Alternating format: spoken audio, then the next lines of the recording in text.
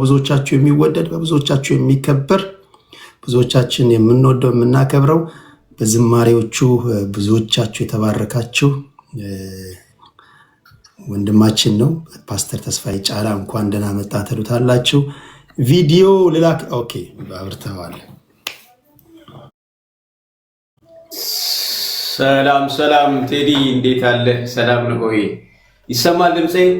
ድምጽ በጣም ነው የሚሰማው። እንዴት ነህ ፓስተር? እግዚአብሔር ይመስገን። እንዴት አለ ቴዲ? ሁሉ ሰላም? እግዚአብሔር ይመስገን ሁሉ ሰላም፣ ሁሉ ሸጋ። እዚህ ይመስገን። በዚህ ያላችሁ ሁሉ እንዴት አላችሁ? እንዴት አላችሁ? እንዴት ናችሁ? ይሄ ነገር ለኔ አዲስ ነውና እንግዲህ እስቲ ታሳየኛለህ እንዴት እንደሆነ ትለምደዋለህ። እዚህ ሰው የሰራው ነገር ሁሉ ይለመዳል። እኛም ብዙ ስለቆየንበት ነው እንጂ ያው የመጀመሪያ ጊዜ በጣም ግራ ያጋባ ነበር። ከላይ ዝም ብሎ እንዲሁ ገረፍ ማለት ነው እንጂ እንደዚህ ገብቼ አላውቅምና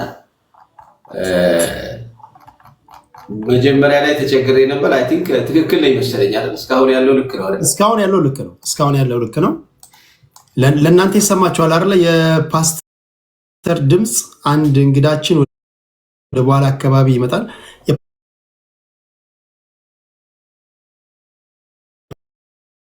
አጠቃላይ ብዙ ሰዎች ናቸው የላኩት፣ 17 ሰዎች ናቸው ልከዋል። የምትፈልገውን ሰዎች ፒክ እያደረክ የምታስገባበት ነው። ኦኬ። ሌላው አንተ ከሆነ በአንተ ቤት ከሆነ ላይቭ የገባኸው አንተ ያለህበትን ቦታ በትልቁ ታደርግና ታፕ ማለት በጣታቸው ስክሪኑን ነው የሚደበድቡት። ይህ ሰው እንደሆን ካውቃለሁ። በጣም ለሚዲያ አንድ ሲናገርም እንደሰማችሁት አዲስ ነው። ስለመጣ ስለወደድከን ስለመረጥከን ከልብ ነው የማመሰግነው። ቴንኪዩ ቴዲ ቴንኪዩ። እግዚአብሔር ይባርክ። ቴንኪዩ። እኔም በጣም ደስ ብሎኛል። እንግዲህ ያው ብዙዎቻችሁ እንደምታዩት ይሄ ሰፈር ለእኔ አዲስ ነው እና እግዚአብሔር የተመሰገነ ይሁን። ያው ስለጋበዝከኝ ቴንኪዩ በጣም ጌታ ይባርክ። አመሰግናለሁ። እግዚአብሔር ይባርክ በጣም። እንግዲህ ደግሞ ያው መልካም ጊዜ ይኖረናል ብዬ ተስፋ አደርጋለሁ። ኮፒ እንግዲህ ሌላኛው እንግዳችን አልተገኘም ነግሮኛል። ለኮንፈረንስ ስቱዲዮ ነው ያለው፣ አንድ ቪዲዮ እየሰራ ነው። እና እግዚአብሔር ይመስገን ጌታ ይመስገን። እንግዲህ ያው ዝማሬ መቼስ እኔ ልምረጥ ወይስ በአንተ ትሄዳለህ? እወድሃለሁ ጌታ ነበረ የሚለው መዝሙር ጊዜ በአእምሮ ይመላለሳል። እሱ ወደ ባህል እንዘምራለን። መልካም እንግዲህ ያው ዝማሬ ያው ህይወታችን አይደል? ዝማሬ ሲከፋን እንዘምራለን፣ ደስ ሲለን እንዘምራለን፣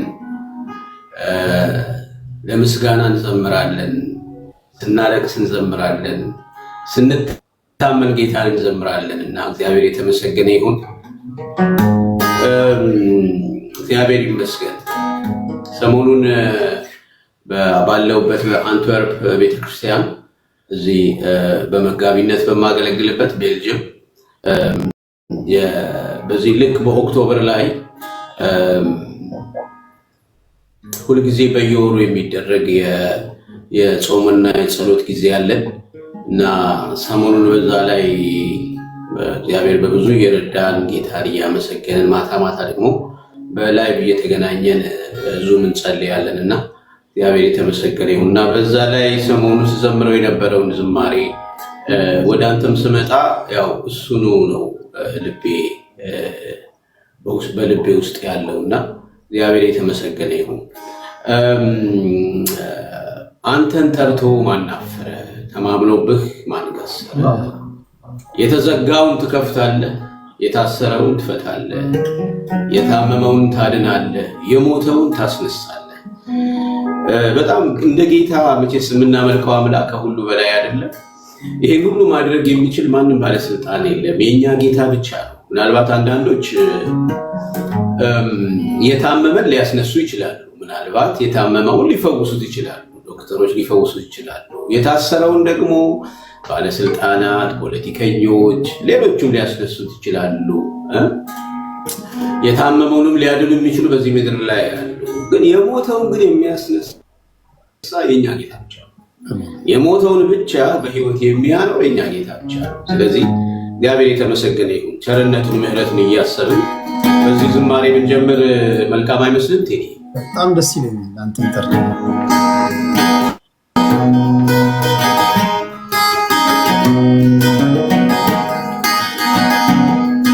አንተን ጠርቶ ማናፈረ ከማምነው ማንገስ የተዘጋውን ትከፍታለህ፣ የታሰረውን ትፈታለህ፣ የታመመውን ታድናለህ፣ የሞተውን ታስነሳለህ። ስልጣን ያንተ የጌታ ስልጣን ያንተ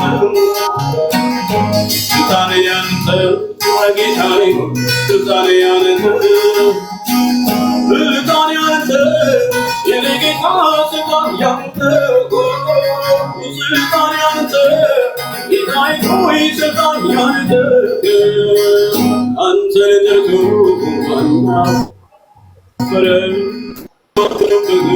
ማንገስ የተዘጋውን ትከፍታለህ፣ የታሰረውን ትፈታለህ፣ የታመመውን ታድናለህ፣ የሞተውን ታስነሳለህ።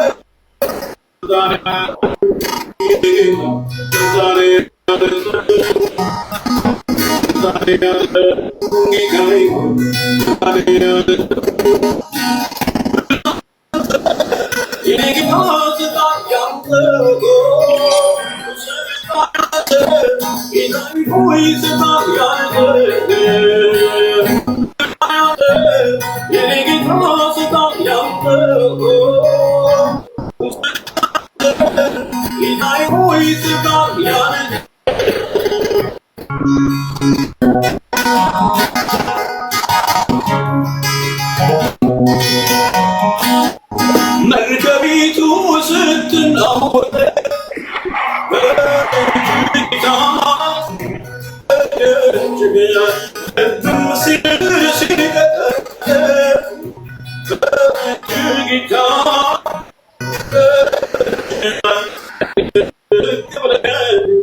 ማበሉን አምላክነትህ ፍጥረትም ምስክር ነው። እኛንም ከሕይወት መክበር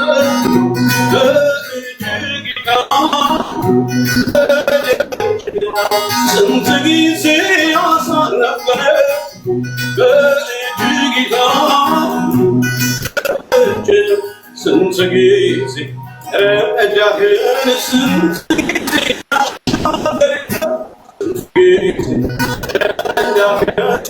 ጊዜ ያሻገር አንተ ብርቱ ተማምረው ትፈታለህ፣ የታሰረውን ትፈታለህ።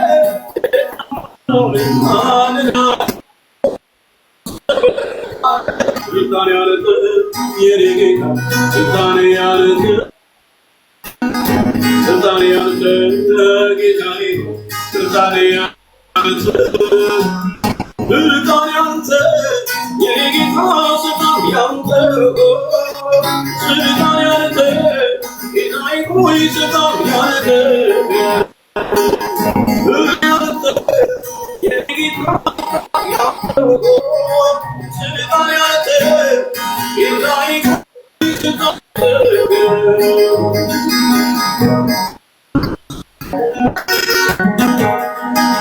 መካኒቱን በደጅ የባረካ ደስ የተሰኘች ሴት ያደረጋ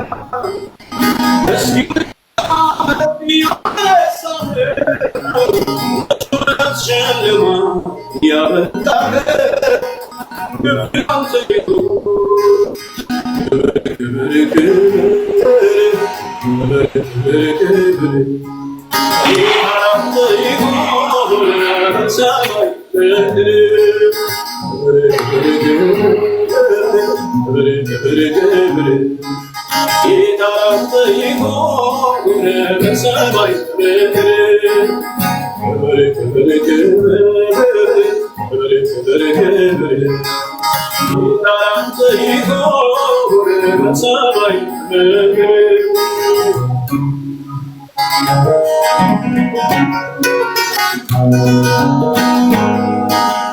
የእስረኞቹን ጩኸት አዳምጠሃል፣ የወህኒውን መዝጊያ ሰባብረሃል።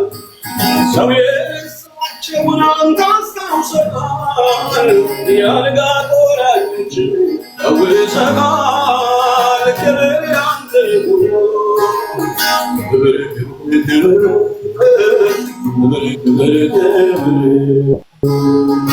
ጌታ ይሁን በሰማይ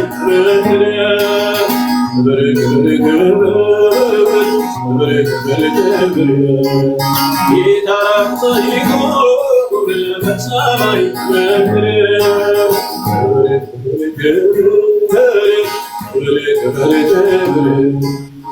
ጌታ ይሁን በሰማይ አንተን ጥርቱ ማን ከበረ?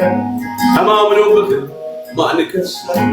የተዘጋው ትከፍታለህ፣ የታሰረው ትፈታለህ፣ የታመመው ታድናለህ፣ የሞተውን ታስነሳለህ። ስልጣን ያንተ፣ ስልጣን ያንተ፣ ስልጣን ያንተ፣ ስልጣን ያንተ፣ ስልጣን ያንተ፣ የኔ ጌታ ስልጣን ያንተ፣ ስልጣን ያንተ ጌታዬ ሆይ ስልጣን ያንተ። ሃሌሉያ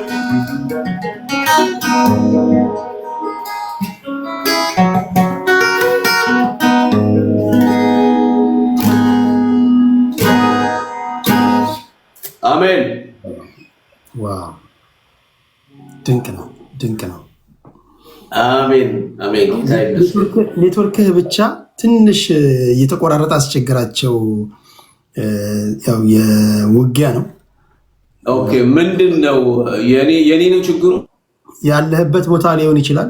ያለህበት ቦታ ስልክን ያስቀመጥክበት ቦታ ቀጥሎ በምናደርጋቸው ውይይቶች በደንብ ማድመጥ እንድትችሉ።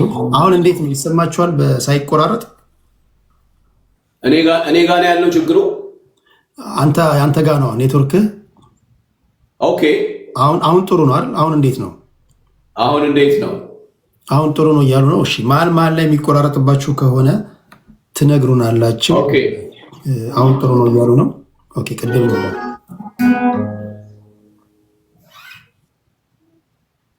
ኦኬ አሁን ጥሩ ነው ይሰማል እያሉ ነው። ኦኬ ከልብ ነው ማመሰግነው። ታፕ አድርጉ።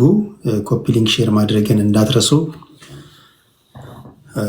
በጣም ደስ የሚል ዝማሬ አድምጠን ተመልሰናል። መሀል ላይ እንደዚሁ ዝማሬዎችን ተስፈሽ ይዘምርልናል። እንጀምር ይቻላል? እሺ የመጀመሪያው ጥያቄ ማነሳለ በመንፈሳዊ ዓለም ያሉ ሰዎች ጌታን በተለያዩ መንገዶች ተገናኘን ወይም ደግሞ ጌታን አገኘሁት ሲሉ ይደመጣሉ እና አንዳንዱ ከቤተሰቤ ነው፣ አንዳንዱ ሰው መስክሮልኝ ነው፣ አንዳንዱ መጽሐፍ ቅዱስ ሳነብ ነው ይላል እና እንዴት ነው ወደ ጌታ ቤት የመጣው? እስኪ አጠቃላይ እንዴት ጌታን ተገናኘው? ከቤተሰብ ነው? ተመስክሮልህ ነው? እስኪ እሱን ለአድማጭ ተመልካቾቻችን ብንነግረን። እሺ እንግዲህ እኔ ያው አይ ቲንክ ቢያስራን ነው የ10 ዓመት ልጅ እያለሁ ይመስለኛል እና ታላቅ እህቴ ዩኒቨርሲቲ ተማሪ ነበረች። በተለያዩ ኢንተርቪዎች ተናግሬዋለሁ እና እሷ ዩኒቨርሲቲ በምትማርበት ጊዜ ዩኒቨርሲቲ ገብታ ያው እንግዲህ ዊኬንድ ላይ ዩኒቨርሲቲ ተማሪዎች ወደ ቤት ይመለሱ የለ እና ወደ ቤት ስትመለስ ሁላችንንም ሰብስባ ስለ ጌታ ኢየሱስ ክርስቶስ ነገረች እና ያን ሰዓት እኔ 10-11 ዓመቴ ልጅ በሆን ነው እና በዛ ሰዓት በጣም ልቤ ተነካ። ከዛ ቤተክርስቲያን መሄድ ትፈልጋለሁ ያለችኝ። አዎ አልኳት እና ቤተክርስቲያን ይዛኝ ሄደች እና ልደታ መካነ ኢየሱስ የሚባል ምናልባት 5ኛ ፖሊስ ጣቢያ አካባቢ ያለ ዲአፍሪክ ሆቴል የሚባል ሆቴል ያለበት አካባቢ ማለት ነው። አሁን ይኑር አይኑር አላውቅም፣ ይኖራል መሰለኝ እስካሁን። እና እዛ አካባቢ ያለ ቤተክርስቲያን ነው ልደታ መካነ ኢየሱስ ማለት የሆቴሉ ማለት ነው። ቤተክርስቲያናችን አለ እንግዲህ የአፍሪካ ሆቴል ጀርባ ያለ ቤተክርስቲያን አለ ሆቴሉን ማለት ነው። እና ያው ብዙ ነገር ስለተለወጠ ማለት ነው ኢትዮጵያ እና እዛ ሄድኩኝ። አስታውሳለሁ ወደ ቤተክርስቲያን ስገባ አንድ መዝሙር ይዘመራል። የአዲስ ኪዳን ቅዱስ ካህን የጽድቅ ንጉሥ የዓለም መድን የእውነተኛይቱ ድንኳን አገልጋይ ቅዱስ ካህን አለን በላይ በሰማይ የሚል መዝሙር ይዘምርና ጉባኤው ሁሉ ይዘምራል። እና በቃ ልገልጸው የማልችለው በአንደበት ልገልጸው የማልችለው ደስታ፣ ሐሴት፣ ፍስሐ ከጌታ ጋር የመገናኘት ጊዜ እግዚአብሔርን በቃ በልቤ ፊል የማደርግበት ትልቅ ሞመንት ነበርና ሌላ ዓለም ውስጥ የገባው ነው ይመስለኝ። ከዛ ትዝ የሚለኝ እህቴ ቆማ ጎን ላይ መዝሙሩ እየተዘመረ ታለቅስ ነበር እና በቃ እሷን አይቼ እኔም ማልቀስ ጀመርኩ። እንግዲህ በእንዲህ አይነት ሁኔታ ያው ከዛ በፊት መጽሐፍ ቅዱስ አላነበብክም? የመሰከረልህ የለም? ያ የመጀመሪያ ጊዜ ነው። ያ የመጀመሪያ ጊዜ ነው። እሷ ይዛኝ ሄዳ በመጀመሪያ ጊዜ እዛው ነው የተገናኘ ነው ማለት እንግዲህ ጌታን ያገኘሁት እዛ ነው እና የሚገርመው ነገር ያው እንግዲህ ከዛ ጊዜ ጀምሮ ቤተክርስቲያን ውስጥ አለሁኝ ማለት ነው። ዓመተ ምሕረቱን ታስታውሰዋለህ? እድሜ ያናሰላም አይዞህ። ዓመተ ምሕረቱን ታስታውሰዋለህ? አዎ ዓመተ ምሕረቱን አስታውሰዋለሁ። አይ ቲንክ በኢትዮጵያ 1978 ነገር ምናምን እንደዛ ሳይሆን ይቀራል። ችግር የለም እድሜ ማዝላት ይቻላል። በጣም ይገርማል። 52 ዓመቴ ነው። ስለዚህ ምንም ችግር የለም። እድሜ ግን ሲሰላ አሁን አንዳንድ ሰዎች በጌታ ቤት ከመጣው ነው ወይስ ከመጀመሪያው ጀምሮ ይላሉ። እና አሁን ለምሳሌ 52 ስትል በጌታ ቤት ከመጣበት ጊዜ ጀምሮ ነው? አይደለም አጠቃላይ ነው። ዋው እና ያው ይሄን ይመስላል ቴዲ። እና እግዚአብሔር ይመስገን ያው ከዛ ጊዜ ጀምሮ እንግዲህ ያው ሰንደይ ስኩል ውስጥ እና አደግኩኝ። ሰንደይ ስኩል ውስጥ ተማርኩኝ እና ሰንደይ ስኩል አስተማሪ ምናልባት እሱም ያው በእድሜም ብዙም ላይበልጠኝ ይችላል፣ ግን ያው በዛ ሰዓት ሰንደይ ስኩል ያስተምረን ነበር እና ምናልባት በአርት ውስጥ አሁን በጣም ፌመስ ነው የታወቀ ነውና ሰለሞን ታሼን ታውቀዋለህ?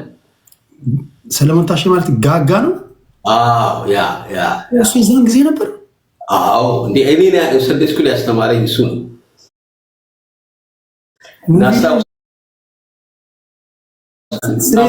በጣም ያሰራኝ ነበር።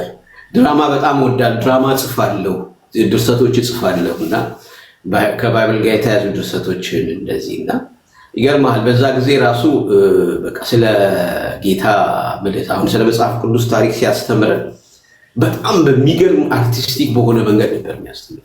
ማለት የሚገርም ተስጦ እንዳለው ሁሉ ሰው ያውቃልና በዚህ አጋጣሚ ያው የእሱንም ትዝታ ላንሳለህ ብዬ ነውና በሰዓቱ ክርስትናው በጣም እንደዚህ እኔ እንሰማለን አባቶች ሲናገሩ፣ በክርስትና ውስጥ የቆዩ ሰዎች ሲናገሩ ቀላል አልነበረም አይደለም። አሁን ለምሳሌ በጣም እንደውም የሚገርምህ ምናልባት እንግዲህ እሱ ሳላስፈቅድ በመናገሬ በጣም ይቅርታ እንግዲህ እንደሚፈቅድልኝ ተስፋ አደርጋለሁ። እና ሰሌ በዛ ሰዓት ታስሮ የወጣበት ጊዜ ነው። እንደውም ረጅም ጊዜ እስር ቤት ውስጥ ቆይቶ አስታውሳለሁ። ልክ እኔ ቸርች ከመጣሁ አይ ቲንክ እዛ ጓደኞች ያገኘሁኝ አብረውኝ ጓደኞች እንግዲህ አብረን በዛ ጀትሜ ያለን እና ይነግሩኝ ነበር እዚህ አስተማሪያችን ታስሯል፣ እስር ቤት ነው ያለው እና በጌታ ምክንያት የታሰረው እና ለማየት በጣም ጓጓ ነበር እና ተፈቶ መጣ ማለት ነው እና በቃ የለበሰውን ሹራብ ሁሉ አልረሳውም እና በጣም ብዙ ክርስቲያኖች ዋጋ የሚከፍሉበት ጊዜ ነበረ። ቀላል አልነበረም ማለት ነው። እና እሱም ልክ ገና ከእስር ቤት እንደወጣ በቃ ሮጦ ወደኛ መጥቶ ያው እኛን አገኘን እና በጣም ደስ የሚል ጊዜ ደስ የሚል ወቅት ነበር እና ያው ምንም ጊዜው አልፏል። ያው ግን ብዙ ዋጋ ተከፍሏል። እኛ አይ ቲንክ ያ ጊዜ ልክ ያው ትንሽ ያው የመከራውም የምኑም ነገር ወደ መጨረሻው የደረሰበት ጊዜ ነው። ከዛ በኋላ ያው ተለወጠ ማለት ነው። ከዛ ወደ ዝማሬ በጣም ብዙ ዋጋ ተከፍሏል። በጣም ከባድ ነበር እና አሁን አንዳንድ ጊዜ ሳይ ይገርመኛል ማለት በቃ የእግዚአብሔር ምሕረት የእግዚአብሔር ቸርነት እና አሁን በየሰፈሩ በየትንሽ ርቀቱ ያው ቤተክርስቲያናት አሉ፣ ሰዎች በነፃነት ያመልካሉ እና አሚን ይሄ የሚመጣ አይመስልም ነበር። እንግዲህ ደግሞ እግዚአብሔር ያይነን አመጣ እና ብዙ ዋጋ ተከፍሏል ማለት ነው። በጣም ብዙዎቻችን በሰዓቱ ባንወለድም የሰማነው ነገር ነው። ቀላል አልነበረም። ክርስትና ብዙ ዋጋ ያስከፍል ነበር። በዛን ዘመን ብዙ ዋጋ ከፍላል። የከፈሉም አባቶች አሉ። ክብራትና ክብራን ዘግየት ብላችሁ ለገባችሁ ፓስተር ተስፋዬ ጫላ ነው እንግዳ አድርጌ ይዤላችሁ የመጣሁት። ሰዓት ሲመቻችለት አንድ እንግዳችንም እንደዚሁ ይቀላቀለናል። ከኔ ጋር የሚኖረው ጥያቄና መልስ እንዳለቀ በመሀል ዝማሬዎችን ወደ እናንተም እናደርሳለን። ታፕታፕ ማድረግን እንዳትረሱ። የተወሰኑ ሰዎችን ማስገብቼ በውስጣችሁ ተስፈሽን ብጠይቀው የምትሉት ጥያቄ ካለ እድሉን ሰጣችኋለሁ። እናንተ ብቻ በጸባይ ታፕታፕ እያደረጋችሁ አብራችሁን ቆዩ። ስልክ ገብቶበታል መሰለኝ እስኪመለስ ድረስ። ኦኬ ተመልሷል። እስኪ አንድ ጥያቄ ላንሳ። ለምሳሌ አሁን ፓስተር ተስፋዬ በመንገድ እየሄድክ በዓለም ያሉ ሰዎች የሚባለው ንግግሩ እንደዛ ነው ወይ? በዓለም ያሉ ሰዎች ወይ ጌታን የማያውቁ ሰዎች የእግዚአብሔር ቃል ወንጌል ስበካቸው ብትባል ከየት ነው የምትጀምረው?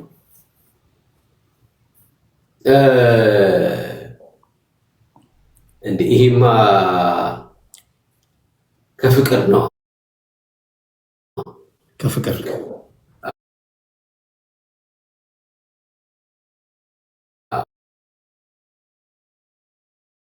ዓለምን ስለወደደ አንድያ ልጁ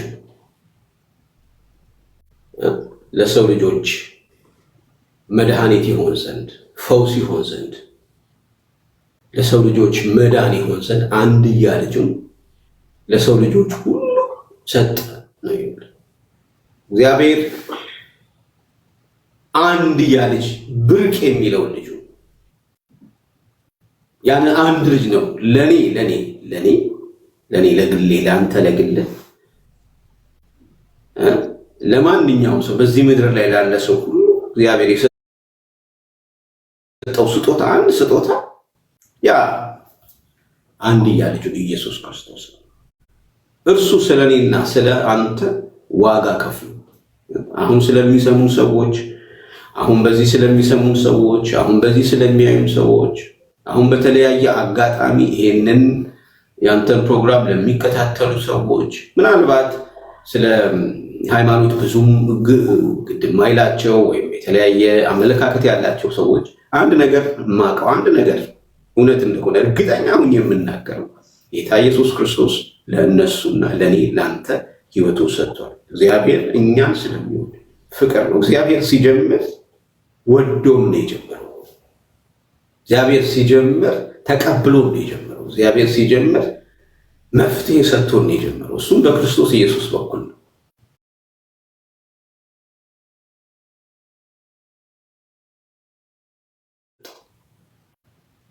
እና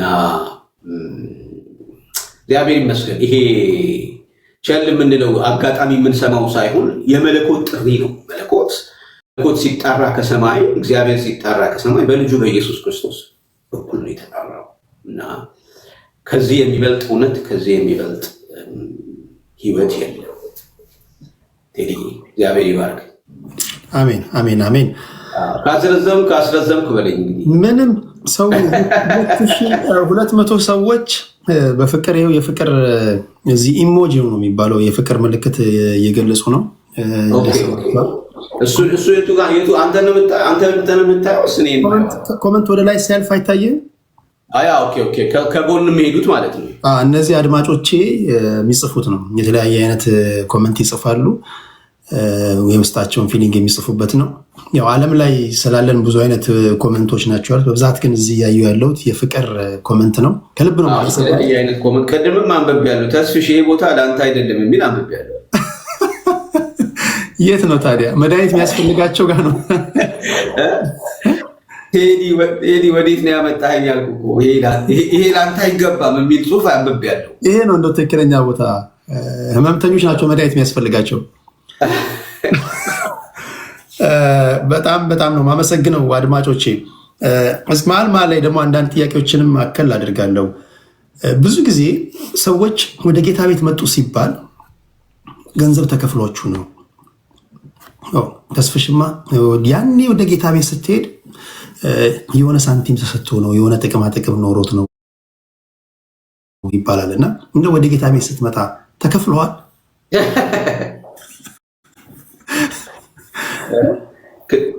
ክፍያ ቢኖረው ነው የሚቀር ይኖራል። ስቀልድ ነው። አይ መቼስ ያው የተለያየ አይነት ሰዎች የተለያየ አይነት ሪፍሌክሽን ሊሰጡ ይችላሉ። ከተለያየ ምክንያት ተነስተው የተለያየ አይነት እንዲህ አይነት ሪፍሌክሽኖች ሊሰጡ ይችላሉ። የተለያዩ ከዚህም የባሱ ነገሮች ብዙ ነገር ይባላሉ እና ወል መቼስ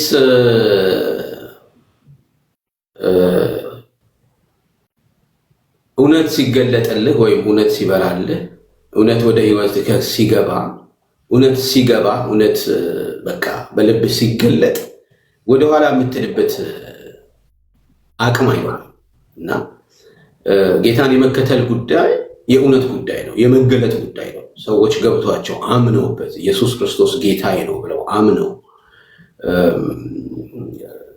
ወደ ህይወታቸው ካስገቡ ከዛ በኋላ የሚመልሳቸው ነገር አይኖርም። የተለያየ አይነት ነገር ቢባልም እና እንኳን ገንዘብ ሊከፈለን ቀርቶ እንደውም ደግሞ ኑሮ ራሱ በጣም ይከብዳለች። እንደውም በጣም ብዙ ይከብዳለች እና ያው እንዳልኩ የተለያየ አይነት ሪፍሌክሽን ሊሰጥ ይችላል። ግን ያው እሱ ጀስት ከዚህም የባሰ ነገር ብዙ ይባላል። ግን እውነት ተገልጦልን ወደኋላ ማንልበት እውነት ገብቶ እግዚአብሔር በህይወታችን ማንነቱን ገልጦ ህይወታችንን የሰጠነው ጌታ ተገልጦልን ነው እና መገለጥ በሰው ልብ ውስጥ የሚሆን ነገር ነው። መገለጥ ዝም ብለህ በእውቀት የምታመጣው ነገር አይደለም። መገለጥ በትምህርት የምታመጣው ነገር አይደለም። መገለጥ በተለያዩ ነገሮች የምታመጣው ነገር አይደለም። መገለጥ ከሰማይ የሚሆን እግዚአብሔር ለአንተ የሚገልጥልህ እግዚአብሔር ለአንተ የሚሰጥህ እውነተኛ መረዳት ነው እና የክርስትና ነገር እንደዛ ነው እና ስለዚህ ገንዘብ ተከፍሎን አይደለም ለማለት ነው። እንኳን ገንዘብ መከራውና ውርጅብኙ ራሱ ያን እያየ ማን ይገባል? ያው ሁላችሁ የምታውቁት ነው። ብዙ ጊዜ በተለምዶ ስለሚባል ነው ጴንጤ ሆንኩማ አንተማ ተከፍሎ ነው የሆነች ነገር ሸጎጥ ተደርጎልን ምናምን የሚባል ነገር ስለምንሰማ ነው። ከዚህ ጥያቄ በኋላ ቅድም ሲቆራረጥ ነበር ዝማሬ፣ ወደ ዝማሬ እንሄዳለን። መሀል ላይ አንዳንድ ዝማሬዎችን እየሰማን ጥሩ ጊዜ ነው የምናሳልፈው። 2400 ሰዎች አላችሁ፣ ከውጭም ያላችሁ ገብታችሁ አድምጡ። ለወዳጅ ዘመድ ጓደኞቻችሁ ሼር አድርጉላቸው፣ ታፕታፕ አርጉ፣ ኮፒ ሊንክ አርጉ። ተስፍሽን አሁን የምጠይቀው እስኪ መጽሐፍ ቅዱስ ገልጠ እዚህ ውስጥ ያለው አድማጭ ተመልካቾችን ከእግዚአብሔር ቃል ከፈለክ ከብሉይ ኪዳን ከፈለክ ከአዲስ ኪዳን እንደው አንድ ቃል አካፍላቸው ብለህ ምን ታካፍላቸዋለህ?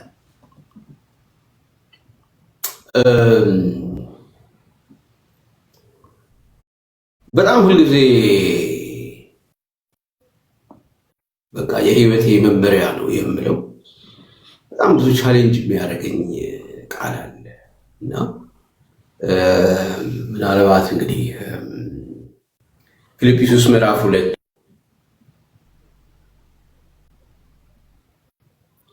ስልክ እየገባበት ነው። በመሃል ዝማሬዎች ወደ እናንተ ያደርስልናል። ተስፍሽ ተመልሷል።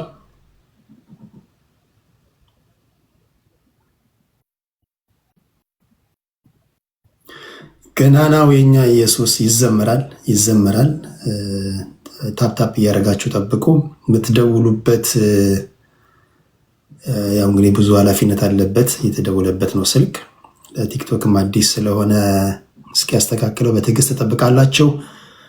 598,000 ደርሰናል። ታፕታፑን ኮፒ ሊንክ ሼሩን በዛው መጠን አሳድጉት። እኔ ያለሁበትን ቦታ ለቲክቶክ አዲስ የሆናችሁ ሰዎች በጣታችሁ ታፕታፕ ታድርጋላችሁ።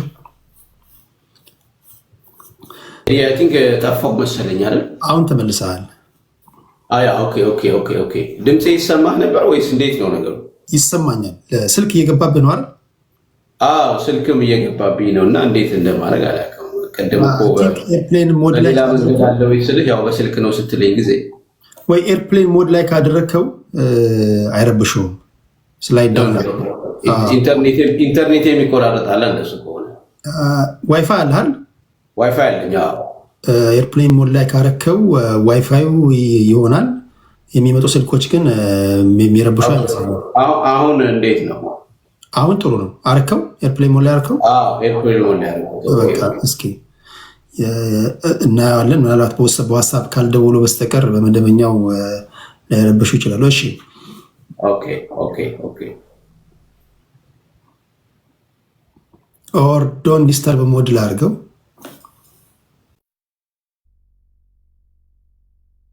ኦኬ ቆይ አንዴ ላስተካክልላት ነገር። ኦኬ ዳትስ ጉድ። አይ ከዚህ በኋላ እንግዲህ ሶሪ በጣም አድማጮች በዚህ ያላችሁ በጣም ይቅርታ። ሶሪ ትዕግስተኞች ናቸው። አስቀድሜ ስለነገርኳቸው ለዚህ ቀን ሲጠባበቁ ስለነበር የትም አይሄዱም። አይዞህ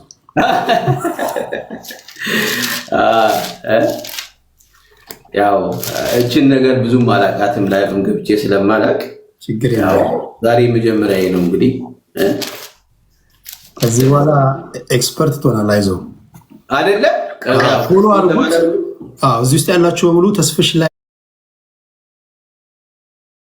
በሚገባ ሰዓት ስሙን እየነካችሁ ፎሎ አድርጉት። ሁላችሁም እዚህ ውስጥ ያላችሁ 2600 ሰዎች ተስፍሽን ፎሎ አድርጉት። ለቲክቶክ አዲስ ስለሆነ ማለት ነው። እሺ እግዚአብሔር ይመስገን። አንድ ቃል አንብብልን እያልከኝ ነበርና ይገርምሃል። በጣም ሁልጊዜ ልቤን የሚነካኝና በጣም በቃ የህይወቴ መመሪያ አድርጌ የምወስደው ፊልጵስዩስ ምዕራፍ 2 ቁጥር 5 ላይ ያለ ቃል አለ እና እንደዚህ ላንብበው። በክርስቶስ ኢየሱስ የነበረ ይህ ሐሳብ በእናንተ ዘንድ ደግሞ ይሁን። እርሱ በእግዚአብሔር መልክ ሲኖር ሳለ ከእግዚአብሔር ጋር መተካከልን መቀማት እንደሚገባው ነገር አልቆጠረም። ነገር ግን የባሪያን መልክ ይዞ በሰው ምሳሌ ሆኖ ራሱን ባዶ አደረገ። በምስሉም እንደ ሰው ተገኝቶ ራሱን አዋረደ፣ ለሞትም ይኸውም ለመስቀል ሞት እንኳን የታዘዘ ሆነ። በዚህም ምክንያት ደግሞ እግዚአብሔር ያለ ልክ ከፍ ከፍ አደረገው፣ ከስምም ሁሉ በላይ ያለውን ስም ሰጠው። በሰማይና በምድር ከምድርም በታች ያሉት ሁሉ በኢየሱስ ስም ይንበረከኩ ዘንድ ምላስም ሁሉ ለእግዚአብሔር አብ ክብር ኢየሱስ ክርስቶስ ጌታ እንደሆነ ይመሰክር ዘንድ ነው ይላል እና ቁጥር 5 ላይ ነው ይሄን ያነበብኩት። በክርስቶስ አንዳች ምክር ቢሆን፣ የፍቅር መጽናናት ቢሆን፣ የመንፈስ ኅብረት ቢሆን፣ ምሕረትና ርኅራኄ ቢሆን ደስታዬን ፈጽሙልኝ። በአንድ ሐሳብ ተስማሙ፣ በአንድ ፍቅር፣ አንድም ልብ፣ አንድም ሐሳብ ይሁንላችሁ። ለወገኔ ይጠቅማል በማለት ወይም በከንቱ ውዳሴ ምክንያት አንድም እንኳን አታደርጉ። ነገር ግን እያንዳንዱ ባልንጀራውን ከራሱ ይልቅ እንዲሻል በትህትና ይቁጠር ይልና በትህትና ይቁጠር ካለ በኋላ ዋናው የምፈልገው ሀሳብ ይሄ ነውና እያንዳንዱ ባልንጀራውን ከጎኑ ያለው ሰው እንደ በትህትና ከሱ እንደተሻለ ይቁጠር ይልና ምሳሌ የሚሰጠው ጌታ ኢየሱስ ክርስቶስ ከላይ የመጣው መንገድ ነው። የወረደውን አወራረድ ነው። ወደኛ ሲመጣ የመጣበትን መንገድ ነው እና መቼስ ይሄ ዓለም የሚሰብከን በራሳችን እንድንመካ የትህትናን ስብከት አይደለም የሚሰብከን። በራሳችን ነገር ላይ ተስፋ እንድናደርግ ከባልንጀራ ይልቅ እሻላለሁ የሚለውን አመለካከት እንዲኖረን ነው ይሄ ዓለም የሚያስተምረው። የዚህ ዓለም ትምህርት ይሄ ነው። የዚህ ዓለም ትምህርት ዋናው ኮሩ ይሄ ነው። መጽሐፍ ቅዱስ ግን የትህትና ሁሉ መሰረት፣ የትህትና ሁሉ ምንጭ፣ የትህትና ሁሉ መጀመሪያ ነው። ይህን ደግሞ ጌታ ኢየሱስ ክርስቶስ በቲዮሪ ሳይሆን ያሳየን። በምንድን ነው ያሳየን? በተግባር ነው ያሳየን። በተግባር ነው ያሳየን። ይህን ተግባር ሲገልጠው በኢየሱስ ክርስቶስ የነበረ ሐሳብ ነው ይላል። ይህ ሐሳብ ምን አይነት ሐሳብ ነው? እሱ በእግዚአብሔር ዘንድ ሲኖር ሳለ መተካከልን መቀባት እንደሚገባው አልቆጠረም። ነገር ግን የባሪያን መልክ ይዞ በሰው ምሳሌ ሆኖ ራሱን ባዶ አደረገ። ራሱን ባዶ እስኪያደርግ ድረስ ትህትናን አስተማረ። ጌታ ኢየሱስ ክርስቶስ ትህትናን አስተማረ እና ትህትና በጣም በጣም በጣም በጣም ወሳኝ የሰው ልጆች ቅመም የሆነ ጉዳይ ነው ብዬ አስባለሁ። እንግዲህ ይሄ ሕይወቴን የሚገዛው ቃል ነው። ምንም አይነት ሰው ቢሆን ልቤን አይሰብረኝም። ይገርምሃል። በጣም ትሁት ሰው ካየው ግን በቃ እሸነፋለሁ፣ አልችልም። የሚገርማችሁ ነገር በትህትና ደግሞ ማንንም ማሸነፍ ይቻላል። ትሁት ሰው የማያሸንፈው ነገር የለውም። ጦረኛ ከሚያሸንፈው ይልቅ ትሁት የሚያሸንፈው ይበልጣል። ትህትና ግን መውረድን ይጠይቃል። ትህትና ግን ባዶ መሆንን ይጠይቃል። ትህትና ግን ራስን ዝቅ ማድረግን ይጠይቃል። ትህትና ግን ወደ ታች መውረድን ይጠይቃል። ስለዚህ ምን ይላል? እርሱ ወደ ታች ወርዶ ይላል። ከዛ በኋላ እግዚአብሔር ስለዚህ ምን ስላለ? እሱ ወደ ታች ስለወረደ እግዚአብሔር ከዛ በኋላ ያለ ልክ ምን አደረገው ይላል? ከፍ ከፍ አደረገው ይላል። ለምን? ስለወረደ። አያችሁ፣ ብዙ ጊዜ ሰዎች ከፍታን የሚፈልጉት ከፍታ ላይ በመውጣት ነው። እንደ መጽሐፍ ቅዱስ ትምህርት ግን ከፍታ የሚገኘው በዝቅታ ነው፣ ወደ ታች በመውረድ ነው። ወደ ታች በወረድን ቁጥር እግዚአብሔር ደግሞ በጊዜው ከፍ እንዲያደርጋችሁ ይላል መጽሐፍ ቅዱስ። ከኃይለኛው ከእግዚአብሔር እጅ በታች ራሳችሁን አዋርዱ እና በቃ ተናግሬ የማልጨርሰውን ርዕስ አስጀመርክ። ኤኒዌይ ባጭሩ ልናገር ብዬ ነው። ራሱ ባይገርምህ አድማጮች ያውቃሉ እና ብዙ ጊዜ ማጠፋው ፖለቲከኞች ጋር ስንወያይ ነው እና ብዙ ጊዜ ዝም ብሎ እላለሁ እነዚህ ትሁት ካልሆኑ ሰዎች ይልቅ ትሁት የሆኑ ሰዎችን ሳይ እኔ በጣም ከፍተኛ ይሉንታ አለብኝ ለትሁት ሰዎች። ምን እንደሆነ አላውቅም። በቃ ትሁት ሰዎች እንደፈለጉ ያደርጉኛል። በቃ ቁጡ ከሆንኩኝ ያሸንፉኛል።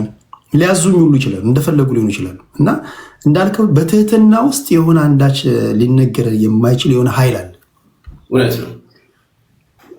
ትሁቶች በጣም አሸናፊዎች ናቸው። እውነት ነው፣ እውነት ነው። እና ጌታ ኢየሱስ ክርስቶስም እኮ ያሳየን ይሄንን እኮ ነው። ጌታ ኢየሱስ ክርስቶስ እኮ ራሱን ባዶ አደረገ ይልና የባሪያን መልክ ያዘ ይላል። ይኸውም በሰው ምሳሌ ሆኖ ራሱን ባዶ አደረገ ይልና ከዛ በኋላ የአወራረዱንም ምግር ሲነግረን እኮ እንደውም የሞተው አሟሟቱ እንኳን የእኛ ሰው ሲናገር ምን ይላል?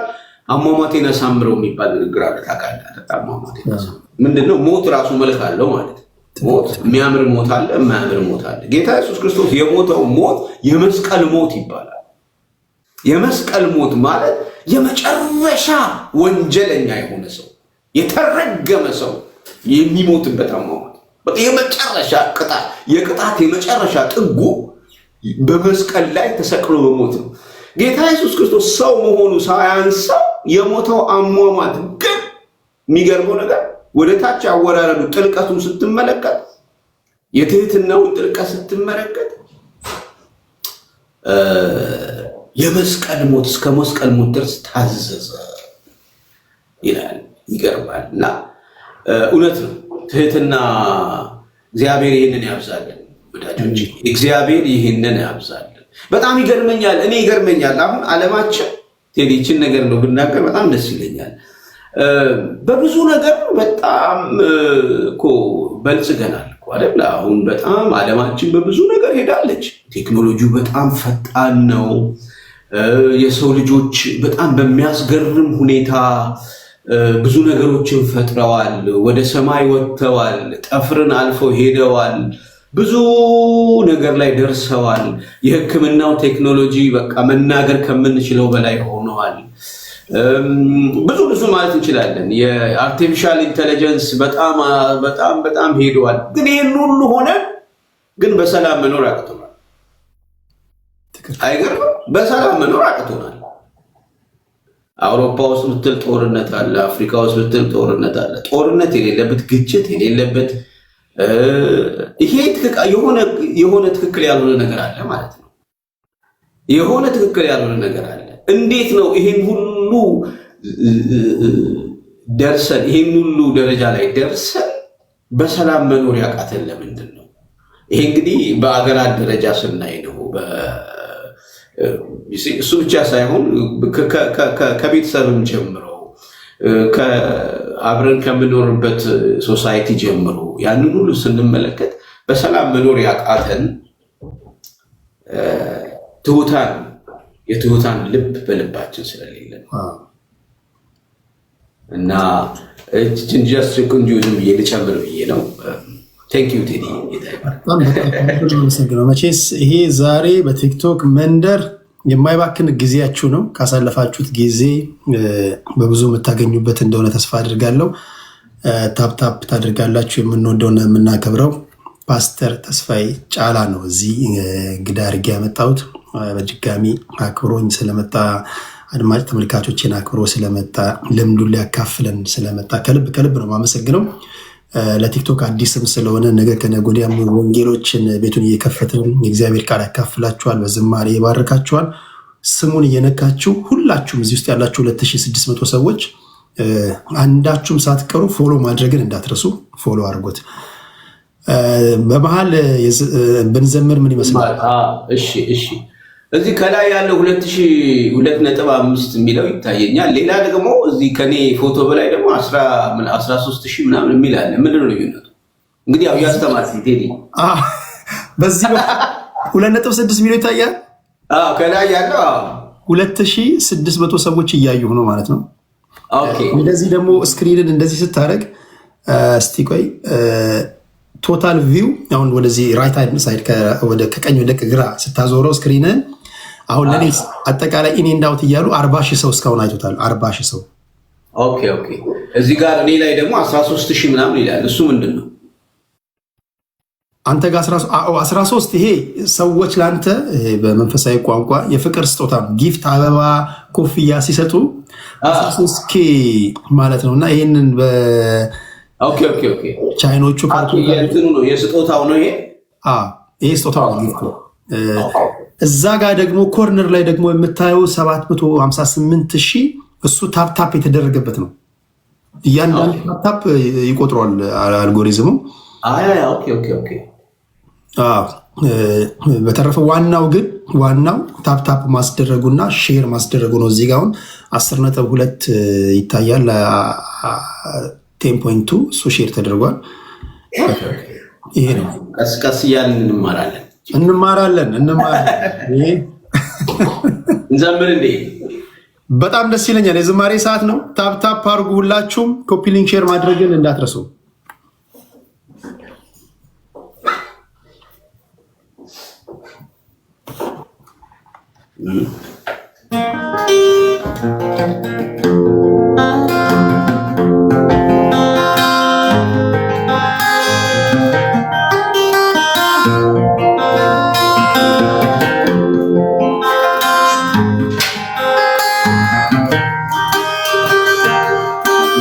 ስጋት አይገባኝ እኔስ በኢየሱሴ አምናለሁ ዘንድሮን መድረሴ ከነፍሴ መድኃኒት መጠጊያ ሆኗታል እንደ ትላንትና ነገም በእርሱ ያልፋል ስጋት አይገባኝ እኔስ በኢየሱሴ አምናለሁ ዘንድሮን መድረሴ ለነፍሴ መድኃኒት መጠጊያ ሆኗታል እንደ ትላንትና ነገም በእርሱ ያልፋል ይረዳኛል አምነዋለሁ ይረዳኛል አምነዋለሁ ይረዳኛል አምነዋለሁ ይረዳኛል አምነዋለሁ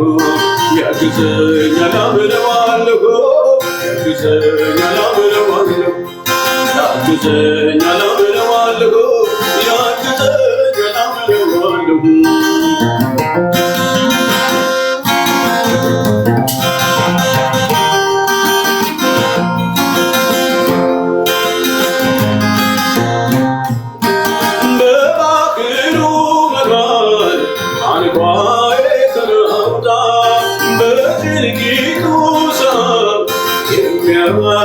ሲታጣ በባህሩ መካከል አንኳዬ ተናውጣ በጭንቂቱ ሰዓት የሚያዋግር ሲታጣ ፈጥኖ ደርሶ ማዕበሉን ገሰጸው ይሄ ኢየሱስ ኧረ እንዴት ድንቅ ነው እኔም ትላ ይህን ስላየሁኝ ለነገው እሱን ተስፋ አደረኩኝ እኔም ትላ ይህን ስላየሁኝ ለነገው እሱን ተደገፍኩኝ ስጋት አይገባኝ እኔስ በኢየሱሴ አምናለሁ ዘንድሮን መድረሴ ነፍሴ መድኃኒት መጠጊያ ሆኗታል እንደ ትላንትና ነገም በእርሱ ያልፋል ይረዳኛል አምነዋለሁ ይረዳኛል አምነዋለሁ ይረዳኛል አምነዋለሁ ይረዳኛል አምነዋለሁ ያግዘኛል አምነዋለሁ ያግዘኛል አምነዋለሁ ያግዘኛል አምነዋለሁ ያግዘኛል አምነዋለሁ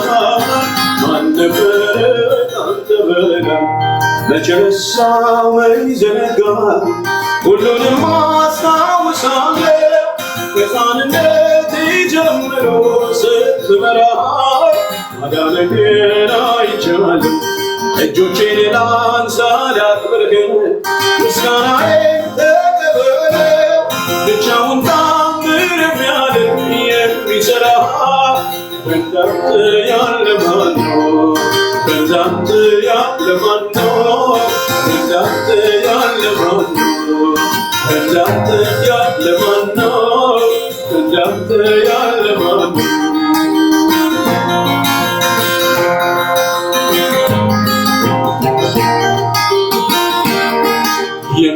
የሚያስጨንቀኝ በአንተ ላይ ጥላለሁ ጥያቄን ሁሉ ላንተ እነግራለሁ የመድኃኒቴ አምላክ ተስፋ አደርጋለሁ የመድኃኒቴ አምላክ ተስፋ አደርጋለሁ። የሚያስጨንቀኝ አንተ ላይ ጥላለሁ። ጥያቄን ሁሉ ላንተው እነግራለሁ። የመድኃኒቴ አምላክ ተስፋ አደርጋለሁ። የመድኃኒቴ አምላክ ተስፋ አደርጋለሁ። የሚያስጨንቀኝ አንተ ላይ ጥላለሁ። ጥያቄን ሁሉ ላንተው እነግራለሁ። የመድኃኒቴ አምላክ ተስፋ አደርጋለሁ። የመድኃኒቴ አምላክ ተስፋ አደርጋለሁ። ይረዳኛል አምነዋለሁ። ይረዳኛል አምነዋለሁ። ይረዳኛል አምነዋለሁ። ይረዳኛል አምነዋለሁ። ያግዘኛል አምነዋለሁ። ያግዘኛል አምነዋለሁ። ያግዘኛል አምነዋለሁ። ያግዘኛል አምነዋለሁ። ይረዳኛል አምነዋለሁ። ይረዳኛል አምነዋለሁ። ይረዳኛል አምነዋለሁ። ይረዳኛል አምነዋለሁ።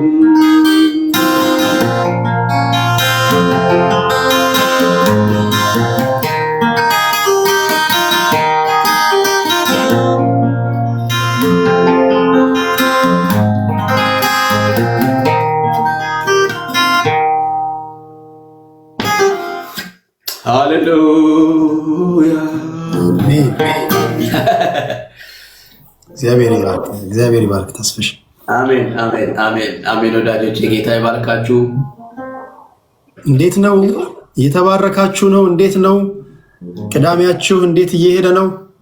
ዘግየት ብላችሁ ለገባችሁ 3200 ሰዎች ላይ ተጨመራችሁ። ፓስተር ተስፋዬ ጫላ ነው እንግዳ አድርጌ ያመጣሁላችሁ። በጣም ብዙዎች ደስተኞች ናቸው። ዋው! አሜን፣ አሜን። ቴዲዬ እንመለሳለን። መሀል ላይ አጠራጠር ያሉ ጥያቄዎችን እየጠየቅኩኝ የተጨዋወትን ዝማሬና ጥያቄና መልስ ነው የምናደርገው። እስኪ አንድ ደግሞ ጥያቄ ልጨምር። አንዳንድ ሰዎች አሁን የእናንተን ዘመን ክርስትና ያሉ የከፈላችሁትን ዋጋ የመጣችሁበትን መንገድ ለጌታ ያላችሁን ቀናነት ያዩና ክርስትና ድሮ የነበረው ክርስትናን አሁን ያለው አይገናኝም የሚል ንጽጽር ይሰራሉ። እና እንደው በአንተ ተስፍሽ በዚህ ዘመን ያለውን ክርስትና እና በአንተ በጀመርክበት አካባቢ የነበረውን በታይም ፔሪድም ከፋፍለ ማስቀመጥ ትችላለህ? እንዴት ትገልጸዋል? አንዳንዶች አሁን ብዛት ነው እንጂ ጥራት የለም ይላሉ። ጥራት አለ። ለጌታ እስከ መሞትም ድረስ እስከ መገረፍም ዋጋ እስከ መክፈልም የሚደርሱ ቆራጥ ክርስቲያኖች የነበሩበት ነው ይላሉና ይሄ ነገር ትክክል ነው? እንዴት ታያለህ ያሁን ዘመንን ክርስትና?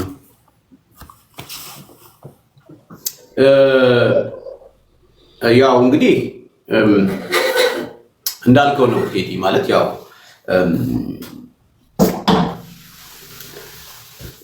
ምንድነው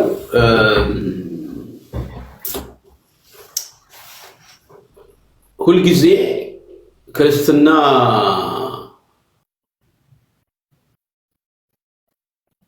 ውበት የሚኖረው ክርስትና ውበት ያለው በፈተና ውስጥ ነው እና ማለት ያው የፈተና ወዳጅ ለመሆን ሳይሆን የፈተና ወዳጅ በቃ ፈተና ይምጣ ብለን ለመጸለይ ሳይሆን ነገር ግን ውበቱ የሚወጣው ማለት ነው። ውበቱ የሚገለጠው በተለያየ አይነት ቻሌንጅ ውስጥ ስናልፍ ይሄ ጌታን የመታመናችን ነገር የውስጣችን ነገር እየጠነከረ ስለሚታይ በቃ ይሄ ለውበት ይሆናል እና ይሄ የማይካድ ነገር ነው። ግን ያው እንዳልከው ደግሞ በሀገራችን ኮንቴክስት በሀገራችን አካሄድ ደግሞ ስንመለከተው እውነት ነው እንግዲህ ነገሮች ሊኖሩ ይችላሉ።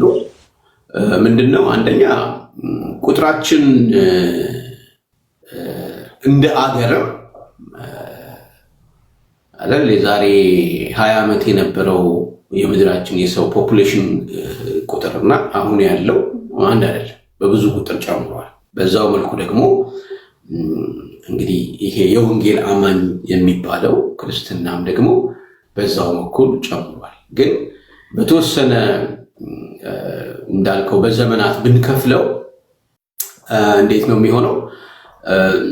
በተለይ ደግሞ ያው ይሄ የወንጌል አማኙ በነፃነት ማምለክ በጀመረበት ጊዜ ወደ ቤተክርስቲያን ብዙ ሰው ጎረፈ፣ ብዙ ሰው መጣ፣ ብዙ ሰው አስተናገድን እና የሚመስለኝ እንግዲህ ሰዎችን አንደኛ በሁለት ስቴፕ ነው እኔ የምከፍለው። አንደኛ ሰዎችን ጌታን አምነው ተቀብለው የህይወታቸው አዳኝ አድርገው እግዚአብሔርን ማመን ከጀመሩበት ጌታን ከተቀበሉበት ጊዜ ጀምሮ ያለው ብቻ ሳይሆን ጌታ ኢየሱስ ክርስቶስ ምንድን ነው ያለው? እያስተማራችኋቸው ደቀ መዛሙርቴ አድርጓቸው ያለው። ደቀ መዛሙርቴ አድርጓቸው ምን ማለት ነው? ደቀ መዛሙርት ማለት መምህር ማለት ነው፣ ተማሪ ማለት ነው። ምንድነው? አስተማሪውን የሚመስል ባረማመዱ፣ ባነጋገሩ፣ ባካሄዱ፣ ባገባቡ፣ ባወጣጡ፣ በሚያደርጋቸው ነገሮች ጌታ ኢየሱስ ክርስቶስን የሚመስል ሰው ማለት ነው እና ጌታ ኢየሱስ ክርስቶስ ደቀ መዛሙርቴ አድርጓቸው ነው ያለው። እና እንግዲህ ደቀ መዛሙርት ከሆነ ሰው ጌታን የሚመስል ህይወት ይኖራል።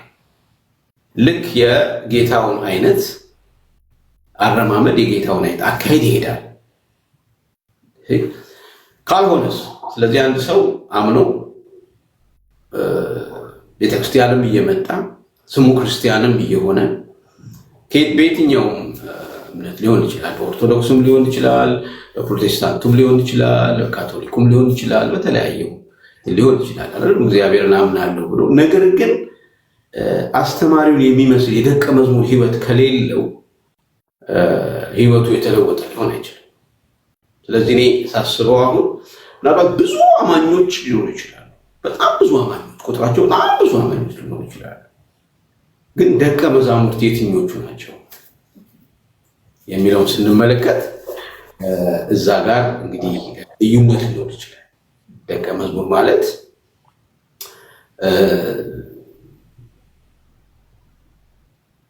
ህይወቱን ልክ እሱን የሚመስል ህይወት የሚኖር ሰው ማለት ነው። እንዳልከው ደግሞ ይታወቃል እኮ ይሄ ምንም ይሄ አሁን ያልከኝ ነገር እኮ የሚታወቅ የሚባል የሚሆን ነገር ነው። ያው እንግዲህ ህይወታችን ለሌሎች በሌሎች መነጽር አይደለም የምንታየው። ሌሎች ስለኛ የሚሉት አይደለም የሚናገረው። ጌታ ኢየሱስ ክርስቶስ ራሱ እኮ ምን ብሎ ይጠይቋል መሰለኝ? ሰዎች ስለኔ ምን ይላሉ ብሎ ጠይቋል። አንዳንዶቹ ምን ማለት ነው የሰዎችን ኮሜንት ጌታ ኢየሱስ ክርስቶስ ስፍራ ሰጥቶታል ማለት ነው። ስለዚህ አንዳንዶቹ ምን ይለዋል? እንደዚህ ይለዋል፣ እንደዚህ ይለዋል፣ እንደዚህ ይለዋል እያልና የሚባለው ነው እና ምንም ልንሸፍለው አንችልም። ስለዚህ የቱ ጋር ነው ያለው ብለን በእኔ አመለካከት ስንመለከት ምናልባት ብዙ አማኞች ሊኖሩ ይችላሉ፣ ግን ጥቂት ደቀ መዛሙርት ሊኖሩ ይችላሉ። ደቀ መዝሙርነት ደግሞ የህይወት መንገድ ነው እና እግዚአብሔር ይርዳል ለማለት ብዬ ነው እና እዛ ጋር ይመስለኛል ልዩነቱ አይዶ ነው። ጥያቄህን በትንሹ የነካው ይመስለኛል። እንግዲህ ይሄ የኔ አመለካከት ነው። ትክክል። እንደውም እንዲህ ስትናገር አንድ ቃል መጣለኝ፣ ገርነታችሁ ሁሉ በሰዎች ዘንድ ሁሉ ይተዋወቅ ይላል እና ትክክል ነው። ሰዎች ስለኛ ምን ይላሉ ነው። አንዳንድ ጊዜ እንደው በሀገረኛው አባባል ጆሮ ለባለቤቱ ባዳ ነው ይባላል። የሀገር ሲተረትና ክርስትና ክርስቶስን መምሰል ነው። በሰዎች ዘንድ ሰዎች እኛን ሲያዩ አረማመዳችን፣ ውሏችን፣ አነጋገራችን፣ አስተሳሰባችን ይሄ ሁሉ ሰዎች ስለኛ ምን ይላሉ የሚለውን ነገር ማወቅና መጠየቅ ተገቢ ነው ብዬ አስባለሁ። እግዚአብሔር ይባርክ ፓስተር። ከዚሁ ጋር እያያዥ አንድ ማነሳለ ጥያቄ ብዙ ጊዜ ለወንጌል ስርጭት ሲወጣ ወይም ኮንፈረንስ ሲዘጋጅ ተመሳሳይ ቦታዎችን ኮንፈረንስ የሚደረጉት የእግዚአብሔር ቃል ደግሞ መከሩ ብዙ ነው፣ ሰራተኞች ጥቂቶች ናቸው። የመከሩ ጌታ ሰራተኞችን አብዝቶ እንዲልክ ለምኑት ይላል ማቴዎስ ወንጌል ላይ። ወንጌል ወዳልደረሰበት ቦታ ላይ ወንጌል እንዲዳረስ ለምሳሌ ቲክቶክ ላይ መጣ። ህዝቡ ያለው እዚህ ነው። እዚህ ጋር መጥተው የእግዚአብሔርን ቃል ከጤነኛውም መድኃኒት ከሚያስፈልገውም ጋር አብረው የእግዚአብሔርን ቃል ችለው ታግሰው ማስተማር ሲገባቸው ኮንፈርት ዞናቸውን ብቻ የመምረጥ ነገር አለ እና ኮንፈረንስም ሲዘጋጅ እዚህ ጋር ላቁምህና እኔ ቲክቶክ ላይ እንግዲህ አለኝ ቲክቶክ ላይ እንደዚህ ላይ ገብቼ እንደዚህ አክቲቭሊ ማለሳተፍበት ምክንያት አምሶ ቢዚ በእውነት በጣም ቢዚ ስለሆንኩኝ እውነት ነው። አገልግሎት ቢዚ ነኝ፣ በስራ ቢዚ ነኝ፣ በትምህርት ቢዚ ነኝ፣ ቤተሰብ አለኝ። እሱን ነው ያ ነው እንትን ያላለኝ እና ቆይ ምንድን ነው እስቲ እንዴ በጣም እኮ በቃ አንዳንድ ቅድም ያልኩትም ኮሜንት ጠይቄህ ነበር አይደል? እና ማለት አንተም ደግሞ ኮምፎርት ዞን ምናምን ስትል ሰማሁና ኮንፈረንስ ሲዘጋጅ አሁን ለምሳሌ ኮንፈረንስ ሲዘጋጅ ተመሳሳይ ቦታ ኢትዮጵያ ውስጥ ነው። ለምሳሌ ኮንፈረንስ እሱ ልክ ነህ። ግን አሁን ለምሳሌ ቲክቶክ ላይ ያለው ነገር ለምንድን ነው ሰዎች ይህንን ያክል በጣም የተጸየፉበት ምክንያት? አንደኛ ቲክቶክ ለምን መሰለህ? ቲክቶክ ጤነኛውም እብዱም ምሁሩም ያልተማረውም የሁሉም አይነት ሰው የምታይበት ነው። ሁሉም እዚህ ነው ያለው። ሁሉም እዚህ በቃ መንገድ ላይ ዩኒቨርሲቲ ለምሳሌ ዝም ብለህ ገብተህ እየዘመርክ እያለ ተሳዳቢ ይመጣል። ኦኬ ካለ ዛሬ አይቶ ማቅ ሰውዬ ዝም ብሎ በኮመንት ይጽፋል። መረበሽ የለብህም። ኦኬ ቅድም እኮ አነበብኩኝ አንተ ሌባ የሚል አነበብኩ። በቃ አልኩህ እኮ አንዳንድ ጊዜ ይህ ሰውዬ ታውቀዋለህ ምን አድርጌው ነው ምናምን ቢዚ ያደርጋል። እና በቃ ይሄ ማለት ትንሿ ዓለም ናት። ኦኬ በቃ ምግብ ቤት ስትሄድ ሜኑ ይቀርብልሃል አይደል? ቀይ ወጥ፣ ክትፎ፣ ስለዚህ መርጠህ ነው የምትበላው። በቃ እዚህ ሁሉም አሉ እና ምንም ሊረብሽ እንትን ሊልህ አይገባም። ኮመንቶች በተለይ ግን የምታያቸውን መምረጥ ትችላለህ። አሁን አንዳንድ ጊዜ ፎሎ የምታደርጋቸውና አልጎሪዝሙ ምን ያደርጋል መሰለህ? ለምሳሌ ናሽናል ጂኦግራፊ ብቻ ደጋግመህ የምታይ ከሆነ ሁልጊዜ ቲክቶክ ላይ ትገባ ታይም ላይን ላይ ናሽናል ጂኦግራፊ ያመጣልሃል። ስብከት የምትሰማ ከሆነ የስብከት ነገሮችን በብዛት ፊድ ያደርግሃል። ሳይንስና ቴክኖሎጂ ከፈለግ ሳይንስና ቴክኖሎጂ እና የሰውን እንትን ይሄ ቅድም አርቲፊሻል ኢንቴሊጀንስ ያርከው የሰውን አእምሮ ያጠናል። ቴክኖሎጂ የደረስንበት ዘመን ነው እና አይተህ ከሆነ ብዙ ጊዜ ፌስቡክ ላይ እንደዚህ አይነት ነገሮች የተለመዱ ነው እና ልክ ነህ። ከአንተ በላይ አንተን ያውቃል ማለት ነው። በቃ ደጋግመህ ዩቲዩብ ላይ ራሱ ስትገባ ደጋግመህ ያየው ነገር ሁልጊዜ ይመጣል። ሁልጊዜ እንደዛ ነው እና ያን መምረጥ ትችላለህ። የምታስገባቸውንም ሰዎች መምረጥ ትችላለህ። ደግነቱ ለምሳሌ እኔ ሁሉንም ሰው አላስገባም። እኔ እዚህ ገስት ላይ መርጬ ነው ማስገባቸው። የምገባባቸውን ቤቶች መርጣለሁ። ኮመንቱ ግን እንደፈለገ ደስ ያለው ይባርካል፣ ግማሹ ይሳደባል፣ ግማሹ ይሸልመሃል፣ ግማሹ ጸልይልኝ ይልሃል፣ ግማሹ ተቸግሬያለሁ እርዱኝ ይላል። ልዩ አይነት ሰው ታገኛለህ።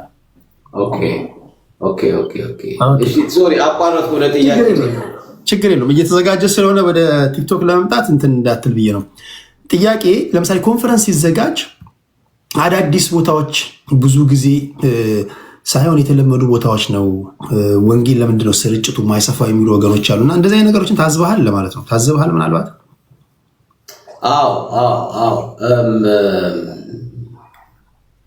አይ ቲንክ በተወሰነ መልኩ ያው ይሄ ኢንተርቴን የማድረግ ባህል ሳናቀው ወደ ቤተክርስቲያን የገባ ይመስለኛል። ምንድነው ኢንተርቴን ማድረግ ማለት? ሰዎች ሊሰሙትና ሊወዱት የሚፈልጉትን ነገር ማቅረብ ማለት ነው። ሰዎች የተለያየ አይነት ኢንትረስት አላቸው። ስለዚህ ያንን ኢንትረስት ነው መስማት የሚፈልጉት እና ባይ ዘ ዌይ እንዲህ አይነት መጽሐፍ ቅዱስ ራሱ ይናገራል። የመጨረሻው ዘመን አንዱ ምልክት ሰዎች በቃ የሚፈልጉትን ነገር እንዲሰሙ ይሆናሉ። ያንን ብቻ ይፈልጋሉ ማለት ነው እና ስለዚህ ምንድነው ኢንተርቴይኒንግ አይነት ካልቸር በተወሰነ መልኩ የገባ ይመስለኛል። ስለዚህ ጀስት ከፐርፎርማንስ ወይም ደግሞ ከህዝብ ቁጥር ጋር የተያያዙ ነገሮች ላይ ፎከስ ማድረግ የሚለው ነገር አሲፍ እንደ መንፈሳዊ ስኬት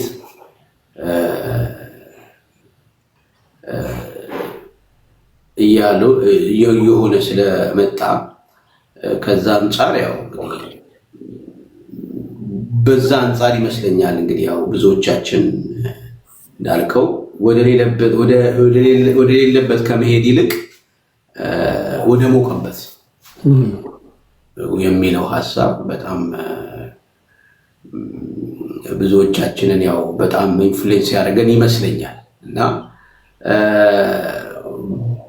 ወንጌል ግን እንደሱ አይደለም። ወንጌል ዋጋ የሚያስከፍል ነገር ነው እና አይ ቲንክ እንዳልኩ ይሄ ኢንተርቴኒንግ አይነት ኢንተርቴን የማድረግ ሰዎችን ኢንተርቴን የማድረግ ካልቸር ውስጣችን ሲገባ ፎከስ የምናደርገው ከሰዎች ስሜት ጋር ነው እና ያ ነገር ይመስለኛል እንግዲህ ብዙ ወደዛ እንድንሄድ ያደረገን።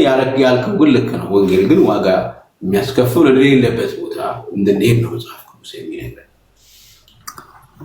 ኦኬ፣ ሌላኛው ማህበራዊ ሚዲያ ላይ እኔ አሁን ከፖለቲካው እና ከማህበራዊ ጉዳዮች ጎን ለጎን የተለያዩ የእምነት ሰዎች ይመጡና አንድ ከኦርቶዶክስ አንድ ከፕሮቴስታንት አወያየን ይላሉ። የሆነ ርዕስ ይመርጡና በተመረጠ ርዕስ እንድታወያየን እንፈልጋለን ይሉኛል። እኔ አይና ብዙ ጊዜ አድማጭ ተመልካች ሊማርበት ይችላል ብዬ ካሰብኩኝ ቁጭ ብዬ አወያያቸዋለሁ። አንድ ከኦርቶዶክስ አንድ ከፕሮቴስታንት የተለያዩ እምነት ተቋማቶች በተቻለ መጠን በመከባበር ላይ የተመሰረተ ዲቤት ያደርጋሉ እና ይሄ ነገር እንዴት ታየዋለህ? የተለያዩ እምነት ከፕሮቴስታንት ከኦርቶዶክስ ከእስልምና ከተለያዩ እምነት ተቋማቶች መጥተው ስለ እምነታቸው ውይይት በሰላማዊ መንገድ ማድረጋቸው ማህበራዊ ሚዲያ ላይ ተገቢ ነው ብለህ ታስባለህ? ወይስ እንዲህ ያለ ነገር መደረግ የለበትም ብለው ከሚያስቡ ሰዎች መሀል ነው? እንግዲህ እስካሁን ሰምቼ አላውቅም። በአንተ ሚዲያ እንግዲህ እንደዚህ አይነት ነገር ይደረጋል፣ ቲክቶክ ላይ ይደረጋል። ይደረጋል ልክ እንዳደጉት ሀገራት በአንድ በተመረጠ ጉዳይ ላይ ነው ወይስ ጀስት ኢን ጀነራል? ለምሳሌ ኢየሱስ ክርስቶስ አብም ወልድም ሆሊ ስፒሪትም ነው የሚሉ አሉ። ሌሎች ደግሞ አይደለም የሚሉ አሉ። ነው የሚሉ እንዴት ነው የሚሉበትን መንገድ ያሳያሉ። አይደለም የሚሉም ደግሞ ከመጽሐፍ ቅዱስ ይከራከራሉ። በእመቤታችን ቅድስት ድንግል ማርያም ዙሪያ ላይ ታማልዳለች አታማልድም በሚሉት ጉዳዮች ላይ ርዕስ እየመረጡ እንዲህ አይነት ዲቤቶች መለመዳቸው ተገቢ ነው ብለህ ታስባለህ?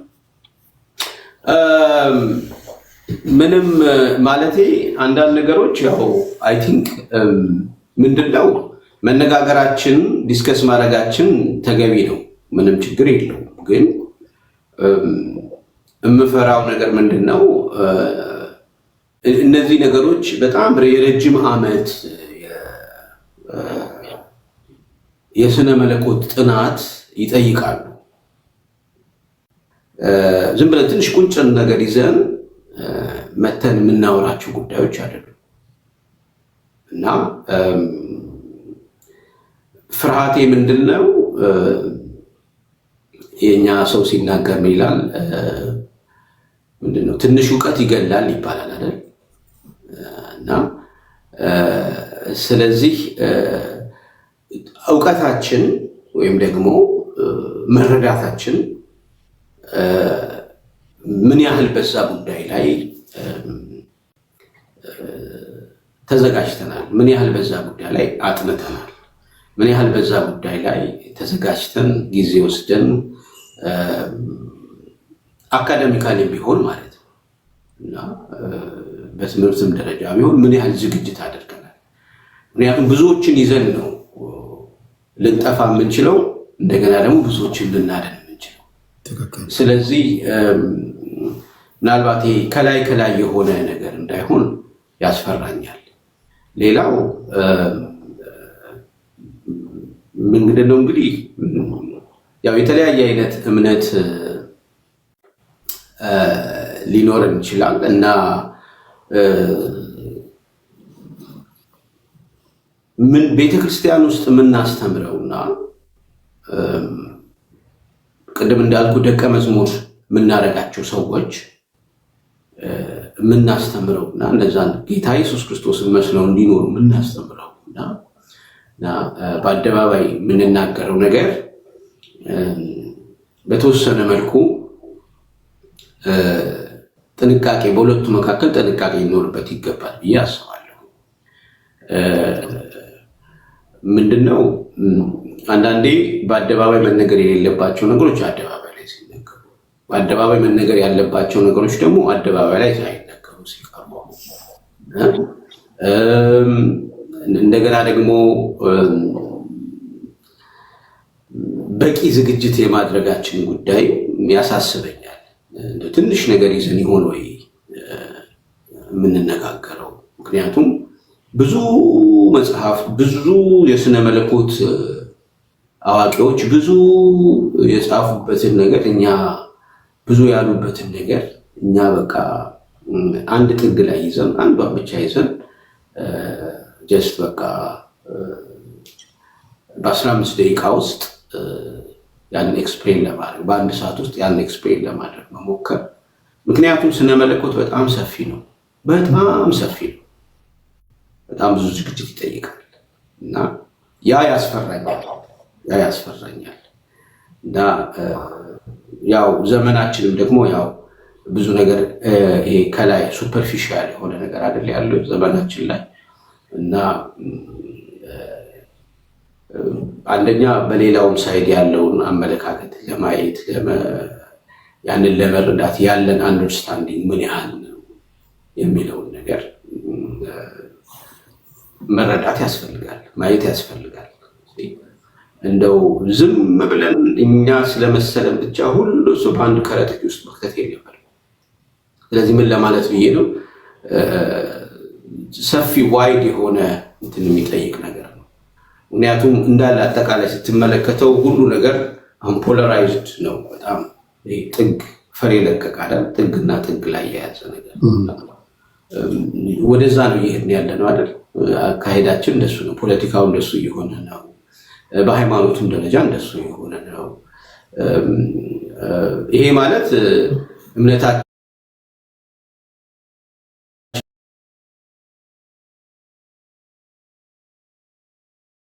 አይደለም፣ ግን በቂ ዝግጅት ሳይኖረን ከመናገር አለመናገር ይበልጣል የሚለውን ነገር ነው እኔ ብዙ አቴንሽን ሰጥቼ የምናገረው። ወይም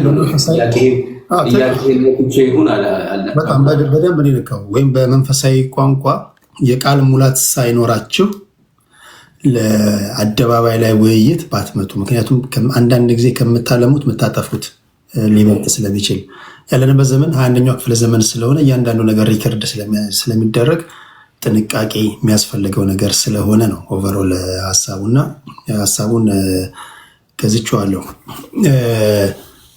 አንድ ጥያቄ ላክልና ደግሞ አድማጭ ተመልካቾቻችንን በዝማሬ እንባርካቸዋለን። ከመዝሙር ጋር የተያዘ አንድ ጥያቄ ላንሳ እስኪ። ስንት ካሴቶች አሉ ፓስተር? እኔ እንግዲህ የራሴ ካሴቶች 6 ናቸው። አንደኛው ቁጥር ካሴቴ ከወጣ አሁን 33 ዓመት ሆኖታል። 34 ዓመት 34 ወይ 33 ቆይ ማሰብ አለብኝ በደንብ እና በኢትዮጵያ 80 በኢትዮጵያ አሁን እንግዲህ ስንት ነን? 2018 ነን አይደል? በኢትዮጵያ 2018 መስለኛ። አንደኛ ቁጥር ካሴት የወጣው በ1986 ነው። 86 34 ማለት ነው። 34 አካባቢ ከ2018 1986 መቀነስ ነው። ቀሪው የካሴቱ እድሜ ነው። ሁለት ቁጥር ከዛ ወዲያ ወጣ። ከዛ 3 ቁጥር አሁን 6 ካሴቶች አሉ እና ሁለተኛው ቁጥር የለባርከው ጌታዬን የሚለው ነው። ሶስተኛ ቁጥር ወጥመዱ ተሰብሮ አመለጥኩኝ። አራተኛው ቁጥር ስለ ኢትዮጵያ የዘመርኩበት ነው። ኢትዮጵያ እጆችሽን የምትዘረጊበት የሚለው ነው። አምስተኛው ቁጥር እግዚአብሔር ትልቅ ነው የሚለው የዘመርኩበት ነው። 6ኛው ቁጥር ደግሞ ልቤ አንተን አመነ የመጨረሻው ማለት ነው። ከዛ ደግሞ ኮሌክሽኖች ብዙ ከተለያዩ ዘማሪዎች ጋር አብሬ ዘምሬያለሁ። አገለግልሃለሁ የሚለው ከተለያዩ ዘማሪዎች ጋር የዘመርኩት አለ። ሌሎች ደግሞ እንደዚህ ኮሌክሽኖች ምናምን ይወጣሉ እና ደግሞ ጀስት በሲንግል እንዲሁም ዘምራቸው አንዳንድ መዝሙሮች ደግሞ አሉ። ያው አሁን ከአገልግሎት ጋር ከመጋቢነቱም ጋር ተያይዞ እንደዚሁም ካለብኝ ኃላፊነት ጋር ተያይዞ ትንሽ ቢዚ ነኝ እና ብዙ እንዳልከው ሶሻል ሚዲያው ላይም አክቲቭ አይደለሁም። ዩቲዩብ ላይም ሌላውም ላይ እግዚአብሔር ጊዜ ይሰጠኛል ብዬ ተስፋ አደርጋለሁ። በቅርቡ እንግዲህ እና ጊዜ ሰጥቼ በደንብ እዘምራለሁ። የዝማሬን ነገር ያነሳሁት ለምሳሌ በዓለም ያሉ ሙዚቀኞች ግጥምና ዜማ ከሰው ይቀበላሉ። ኦኬ። የስነ ጽሁፍ ሰዎች አንደኛው ግጥም አንደኛው ዜማ ይስጣቸዋል። በመንፈሳዊ ዓለም ላይ ያላቸው ሰዎች ለምሳሌ አሁን አንተን እንደ ምሳሌ ብንወስድ ግጥምና ዜማ አንተ ነው የምትጽፈው ወይስ ከሰው ትወስዳለህ? ከሰው መውሰድ ደግሞ አንዳንዶች አይ ተገቢ አይደለም የሚሉ አሉ፣ አንዳንዶች ዋይኖት የሚሉ አሉ። እና ግጥምና ዜማ ራስህ ነው የምትጽፈው? እኔ ግጥምና ዜማ ሙሉውን ራሴ ነው የምጽፈው። ግጥሙ እኔ ነኝ የምጽፈው፣ ዜማውንም እኔ ነኝ የምጽፈው፣ ሁሉን ነገር እኔ ነኝ የማደርገው። እና አይ ቲንክ በቤተክርስቲያን ውስጥ በተለይ በዚህ በወንጌል አማኙ ያው መዝሙር እንግዲህ ያለው ባህል ያለው ካልቸር ምንድነው ያለው የተለመደው ነገር ምንድነው? ጌታ መዝሙር ሰጠኝ ነው የሚባለው። ጌታ መዝሙር ሰጠኝ። ሰጠኝ ማለት ተቀበልኩ ማለት ነው። እሱ ነው ሰጪው ማለት ነው። እኔ እቀበላለሁ። ስለዚህ ከህይወቴ ጋር በተያያዘ ከኑሮዬ ጋር በተያያዘ እግዚአብሔር ለኔ መዝሙር ይሰጠኛል የሚለውን እምነት ነው እንግዲህ ያው ወንጌል አማኙ የሚያምነው እና ስለዚህ ከዛም አንጻር ነው አሁን ያው መዝሙር ብዙ ጊዜ ራሳችን ጽፈን ራሳችን ነው የምንዘምረው። ግን ደግሞ እንደዚህ አንዳንድ ሰዎች ደግሞ ያው የመዘመር ስጦታ የሰጣቸው ሰዎች አሉ እና እንግዲህ ከውስጣችን ተጨምቆ የሚወጣው ነገር ሁልጊዜ ኃይል አለው። ምክንያቱም ጀስት ይሄ ፐርፎርም የማድረግ ነገር ሳይሆን ህይወታችን የማካፈል ጉዳይ ነው። ህይወታችን የማካፈል ጉዳይ ነው። በህይወታችን ውስጥ ሼር የምናደርገው ነው። እኛ ተጨምቀን የሚወጣ ነገር ነው። ስለዚህ ለሌሎችም ጋር ሄዶ ትርጉም የሚሰጠው እና ሌሎችን ህይወት የሚሰራው ከኛ ውስጥ አልፎ ያንን ነገር ሌሎች ስንሰጥ ነው። ይሄ ትክክለኛ አካሄድ ነው እና ግን ደግሞ አንዳንዶች ደግሞ የግጥም ስጦታ ይኖራቸዋል፣ አንዳንዶች ደግሞ የመዘመር ስጦታ ይኖራቸዋል። ሁለቱ ተደጋግፎ ጥሩ መዝሙር መዘመር ቢችሉ ችግር አለው ወይ ለሚለው ችግር አላይበትም። ግን ግልጽ ማድረግ ጥሩ ነው ብዬ አስባለሁ። ለምሳሌ ግጥሙ እገሌ የገጠመው ብሎ ግልጥ ማድረግ ማለት ነው። ዜማውን ደግሞ ያዘመው ሰውዬ ይሄኛው ነው ብሎ መናገር በትክክል ቢሆን ያው ከስነ ምግባርም አንጻር ትክክል ነው እና እኔ ሁሉን ራሴ ነው የምጽፈው። በልጅነቴ ነው መዝሙር መጽሐፍ የጀመርኩት። የ17 ዓመት ልጅ ያለው ነው እኔ መዝሙር መጽሐፍ የነበረው እና ስለዚህ ያው ህይወት መዝሙር ለኔ ማለት ነው። ለኔ መዝሙር የህይወቴ ክፋይ ነው። ልክ እንደ ልጆቼ ማለት ነው። የህይወቴ ክፋይ ነው። ከውስጥ የሚወጣ ነገር ነው እና ምናልባት ከህይወት ጋር ስፔሲፊካሊ ልዩ ገጠመኝ ወይ ልዩ ቁርኝት ያለው መዝሙር አለ? ያው እንዳልከው ሁሉ መዝሙሮች የሚሰጡት እግዚአብሔር ነው፣ ከእግዚአብሔር ነው የምትቀበለው።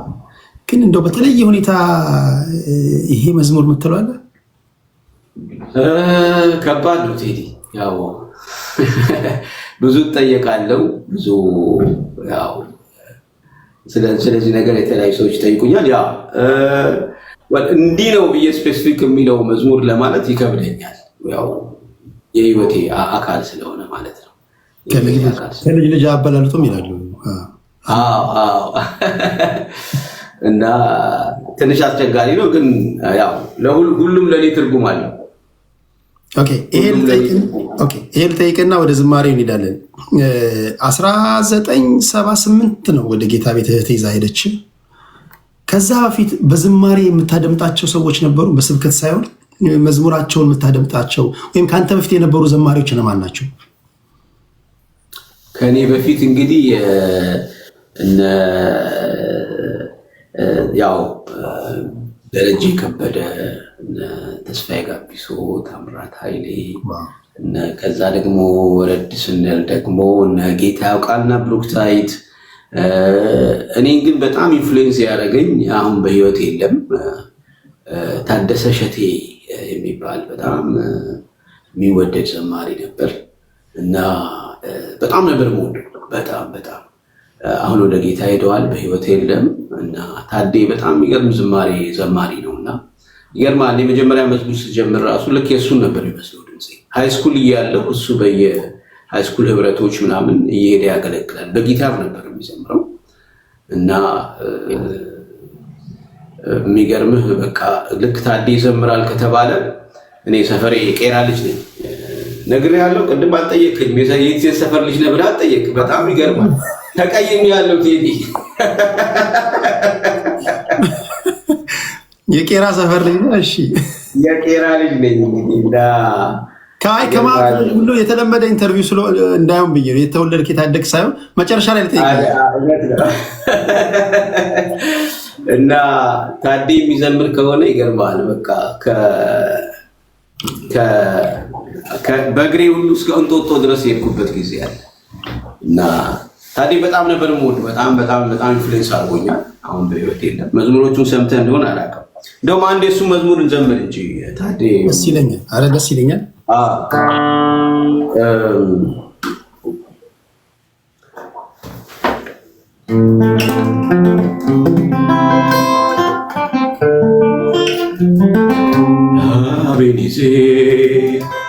አቤኔዜር እስከ ዛሬ ድረስ እግዚአብሔር ረድቶናል። እንደተለመደ አድርጎልናል። ባህሩንም ከፍሎ አሻግሮናል። አቤኔዜር እስከ ዛሬ ድረስ እግዚአብሔር ረድቶናል። እንደተለመደ አድርጎልናል። ባህሩንም ከፍሎ አሻግሮናል። አናልፈውም ብለን ያለፍነው የእኛስ ታሪካችን ብዙ ነው። እያለፍን በድል ጎዳና አሸበረቅን በምስጋና። አናልፈውም ብለን ያለፍነው የእኛስ ታሪካችን ብዙ ነው። እያለፍን በድል ጎዳና አሸበረቅን በምስጋና። አቤኔዜር እስከ ዛሬ ድረስ እግዚአብሔር ረድቶናል። እንደተለመደ አድርጎልናል። ባህሩንም ከፍሎ አሻግሮናል።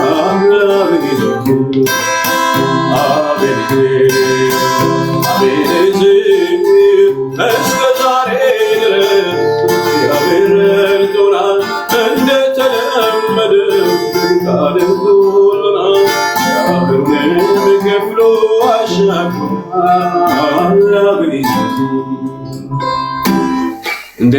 የታዴ ዝማሬዎች በጣም የሚገርሙ ናቸው። ታደሰ ሸቴን የምታውቁ ሰዎች ካላችሁ ያው በቤት የለምና እና በጣም ኢንፍሉዌንስ አድርጎኛል። በጣም ነው የሱ መዝሙሮች ብዙም ዘምረው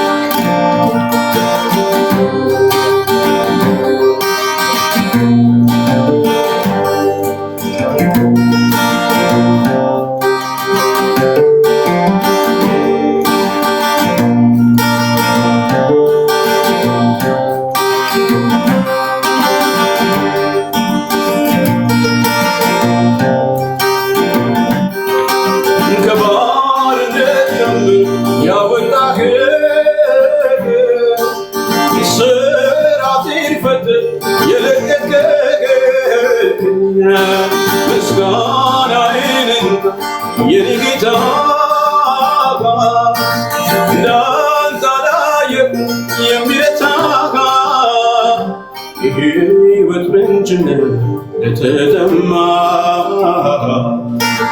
እንዲሁም በረካ ጨለማ የህይወት ምንጭ ነህ ለተጠማ እንዲሁም ብርሃን ለጨለማ እግዚአብሔር ብርሃኔና መድኃኒቴ ነው። እግዚአብሔር ብርሃኔና መድኃኒቴ ነው። እግዚአብሔር ብርሃኔና መድኃኒቴ ነው። እግዚአብሔር ብርሃኔና መድኃኒቴ ነው።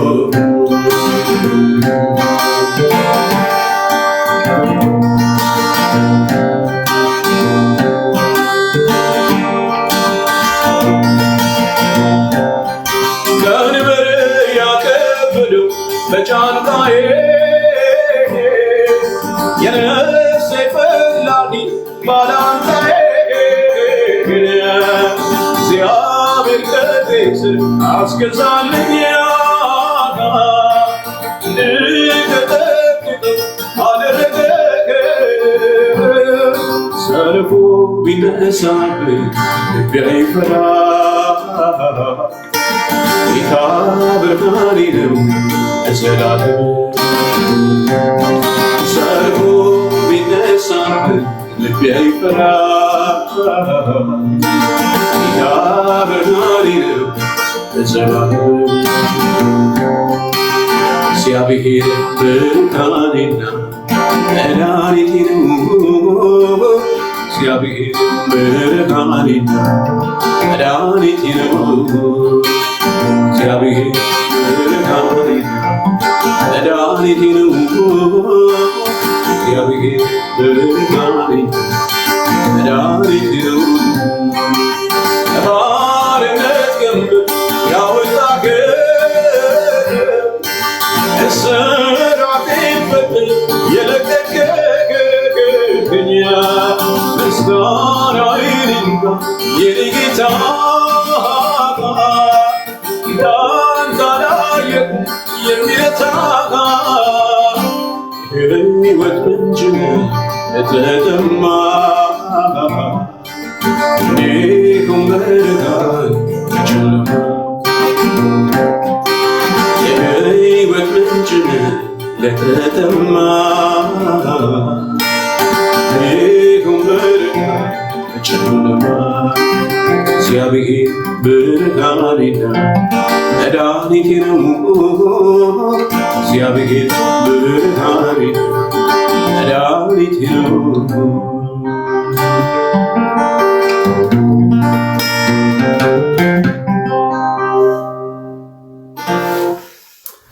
ሃሌሉያ ዋው! በጣም የሚገርምህ ከትላንት ወዲያ መኪና እየነዳሁኝ እንደ አጋጣሚ አንዳንድ ጊዜ በጣም ቆየት ያሉ ዝማሬዎች ይመጡብኛል እና ታይፕ አድርጌ ፈልጌ ይህን ዝማሬ ሳደምጠው ነበር እና ያለ መዝሙር ነው እያልኩኝ ዋው! አሁን አንተ ስትዘምሮ በጣም ነው የገረመኝ። አሜን። እግዚአብሔር ይመስገን። እንዴት ነው እንግዳችን የመምጣት ተስፋ አለው እንዴ? ቴዲ እንዴት ነው ነገሩ? እንጠብቃለን። ኮንፈረንስ ቪዲዮ እየሰራው ነው ብሏል። ቴክስት አድርጎልኛል። አሁን ትንሽ ጠብቁኝ፣ ትንሽ አቆያቸዋለሁ ነው ያለው። እስከዛ አንተ እስከ ምን ያህል ሰዓት ነው ያለ? ከዚህ በኋላ ምን ያህል ደቂቃ ሰዓት? ከዚህ በኋላ እንግዲህ አይ ቲንክ ብዙ ሰዓት ያለኝ አይመስለኝም ቴዲ፣ አንድ 30 ደቂቃ ነገር ምናምን። በቃ 30 ደቂቃ በዛ ሰዓት ለአንተም ከወጣ በኋላ መምጣት ይችላል። ካልሆነም በሚቀጥለው እናደርጋለን ከሱ ጋር አንድ ጥያቄና በዝማሬዎች የቀሪውን ደቂቃ እናገባደዋለን ማለት ነው። ምናልባት በጣም ብዙ የእግዚአብሔር ሰዎች እያየሁኝ ነው ገብተው ለመጠየቅ የሚፈልጉ ግን እናንተ ፓስተር ተስፈሽ ብዙ ሰዓት ስለሌለው ሌላ ተለዋጭ ቀጠሮ እንይዛለን። እንዲህ ቲክቶክ ላይ ካለማመድ ነው እንዴት እንደሆነ ካሳየ ነው እንዳይፈራ። ይሄ እዚህ ውስጥ ይመጣል፣ ደጋግሞ ይመጣል፣ ችግር የለውም። ቆዳይ ጠንከር እንዲያደርገው መጸለያ ሻን ሰፋ ማድረግ ነው።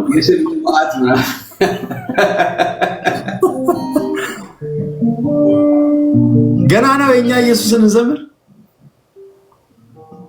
ነው እንዴ?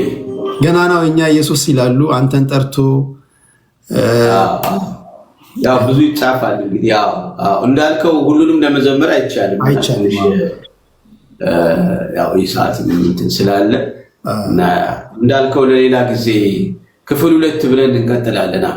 ክፍል 2 ብለን እንቀጥላለን። ሁሉንም በአንዴ አንዘምርም፣ ግን በቃ ከማሰናበታችን በፊት አንድ ገናናው የኛ ኢየሱስን እንዘምርና ተስፍሽን አክብሮን እንደመጣ አክብረን እንሸኘዋለን። ይሄ መጀመሪያ ነው። ክፍል 2 ይቀጥላል። ምን ይመስላል? እሺ፣ መልካም እንዘምር። እሺ፣ እግዚአብሔር ይመስገን። ገናናው የኛ ኢየሱስ ያው ከሰማያት ሰማያት ከዙፋኑ ወርዶ የዕዳውን ጽሕፈት በደሙ አስወግዶ ምስኪን መስሎ መጥቶ ዲያብሎስን ቀጣ። በጨለማ ላሉት አዲስ ፀሐይ ወጣ። ጎስቋላና ድሃ ምስኪን የሕማም ሰው ባየነውም ጊዜ ደምግባት የሌለው ፍቅር ኃይሉ ሆነች ድካሙ በረታ። ማንም ሳያግዘው ዲያብሎስን መታ። መቼ ነው የተጻፈው? መቼ ነው የጻፍከው? ይሄን ዓመተ ምሕረቱን ነው? አዎ ካስታወስኩ በጣም የሚገርም እስካሁን እኮ ፓወርፉል እንደሆነ የቀጠለ መዝሙር ነው። አዎ ዓመተ ምሕረቱ እንግዲህ በ1985 86 አካባቢ ማለት በኢትዮጵያ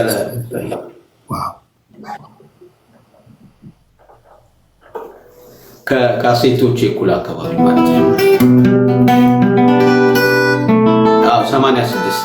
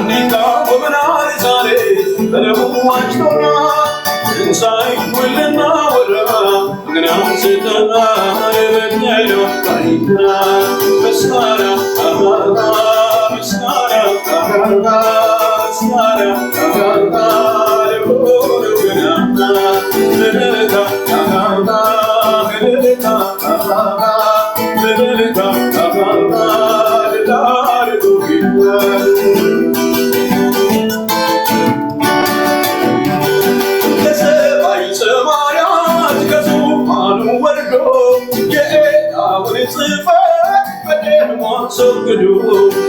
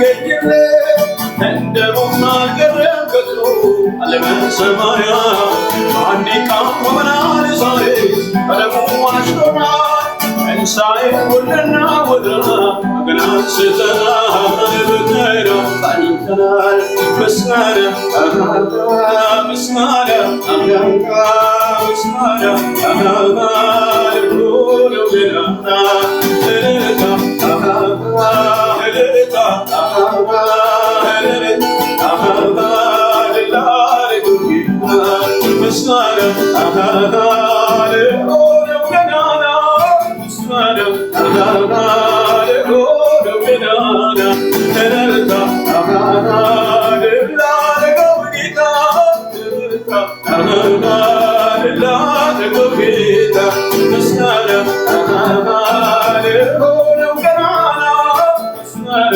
አጋንካ ለብሮ ለውደና ለለታ አጋንካ ለላረጉ ጌታ ለለታ አጋንካ ለላረጉ ጌታ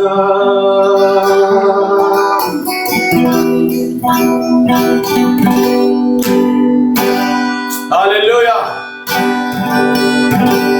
ሞትና መውጊያውን የሰበረው የናዝሬቱ ኢየሱስ ብቻውን ጌታ ብቻውን አምላክ ሃሌሉያ። ገናናው የኛ ኢየሱስ ብዙ ኃያላን ተነስተዋል። ብዙ ነገስታት ተነስተዋል። ብዙ ኃያላን ስማቸው በምድር ላይ ገኗል። ከገናኖች ሁሉ በላይ ግን ገናናው ሞትና መውጊያውን የሰበረ በዙፋኑ ላይ ያለ በአባቱ ቀኝ የተቀመጠ በኋላም ደግሞ በክብር የሚመለስ የናዝሬቱ ኢየሱስ ብቻውን ገናና ነው።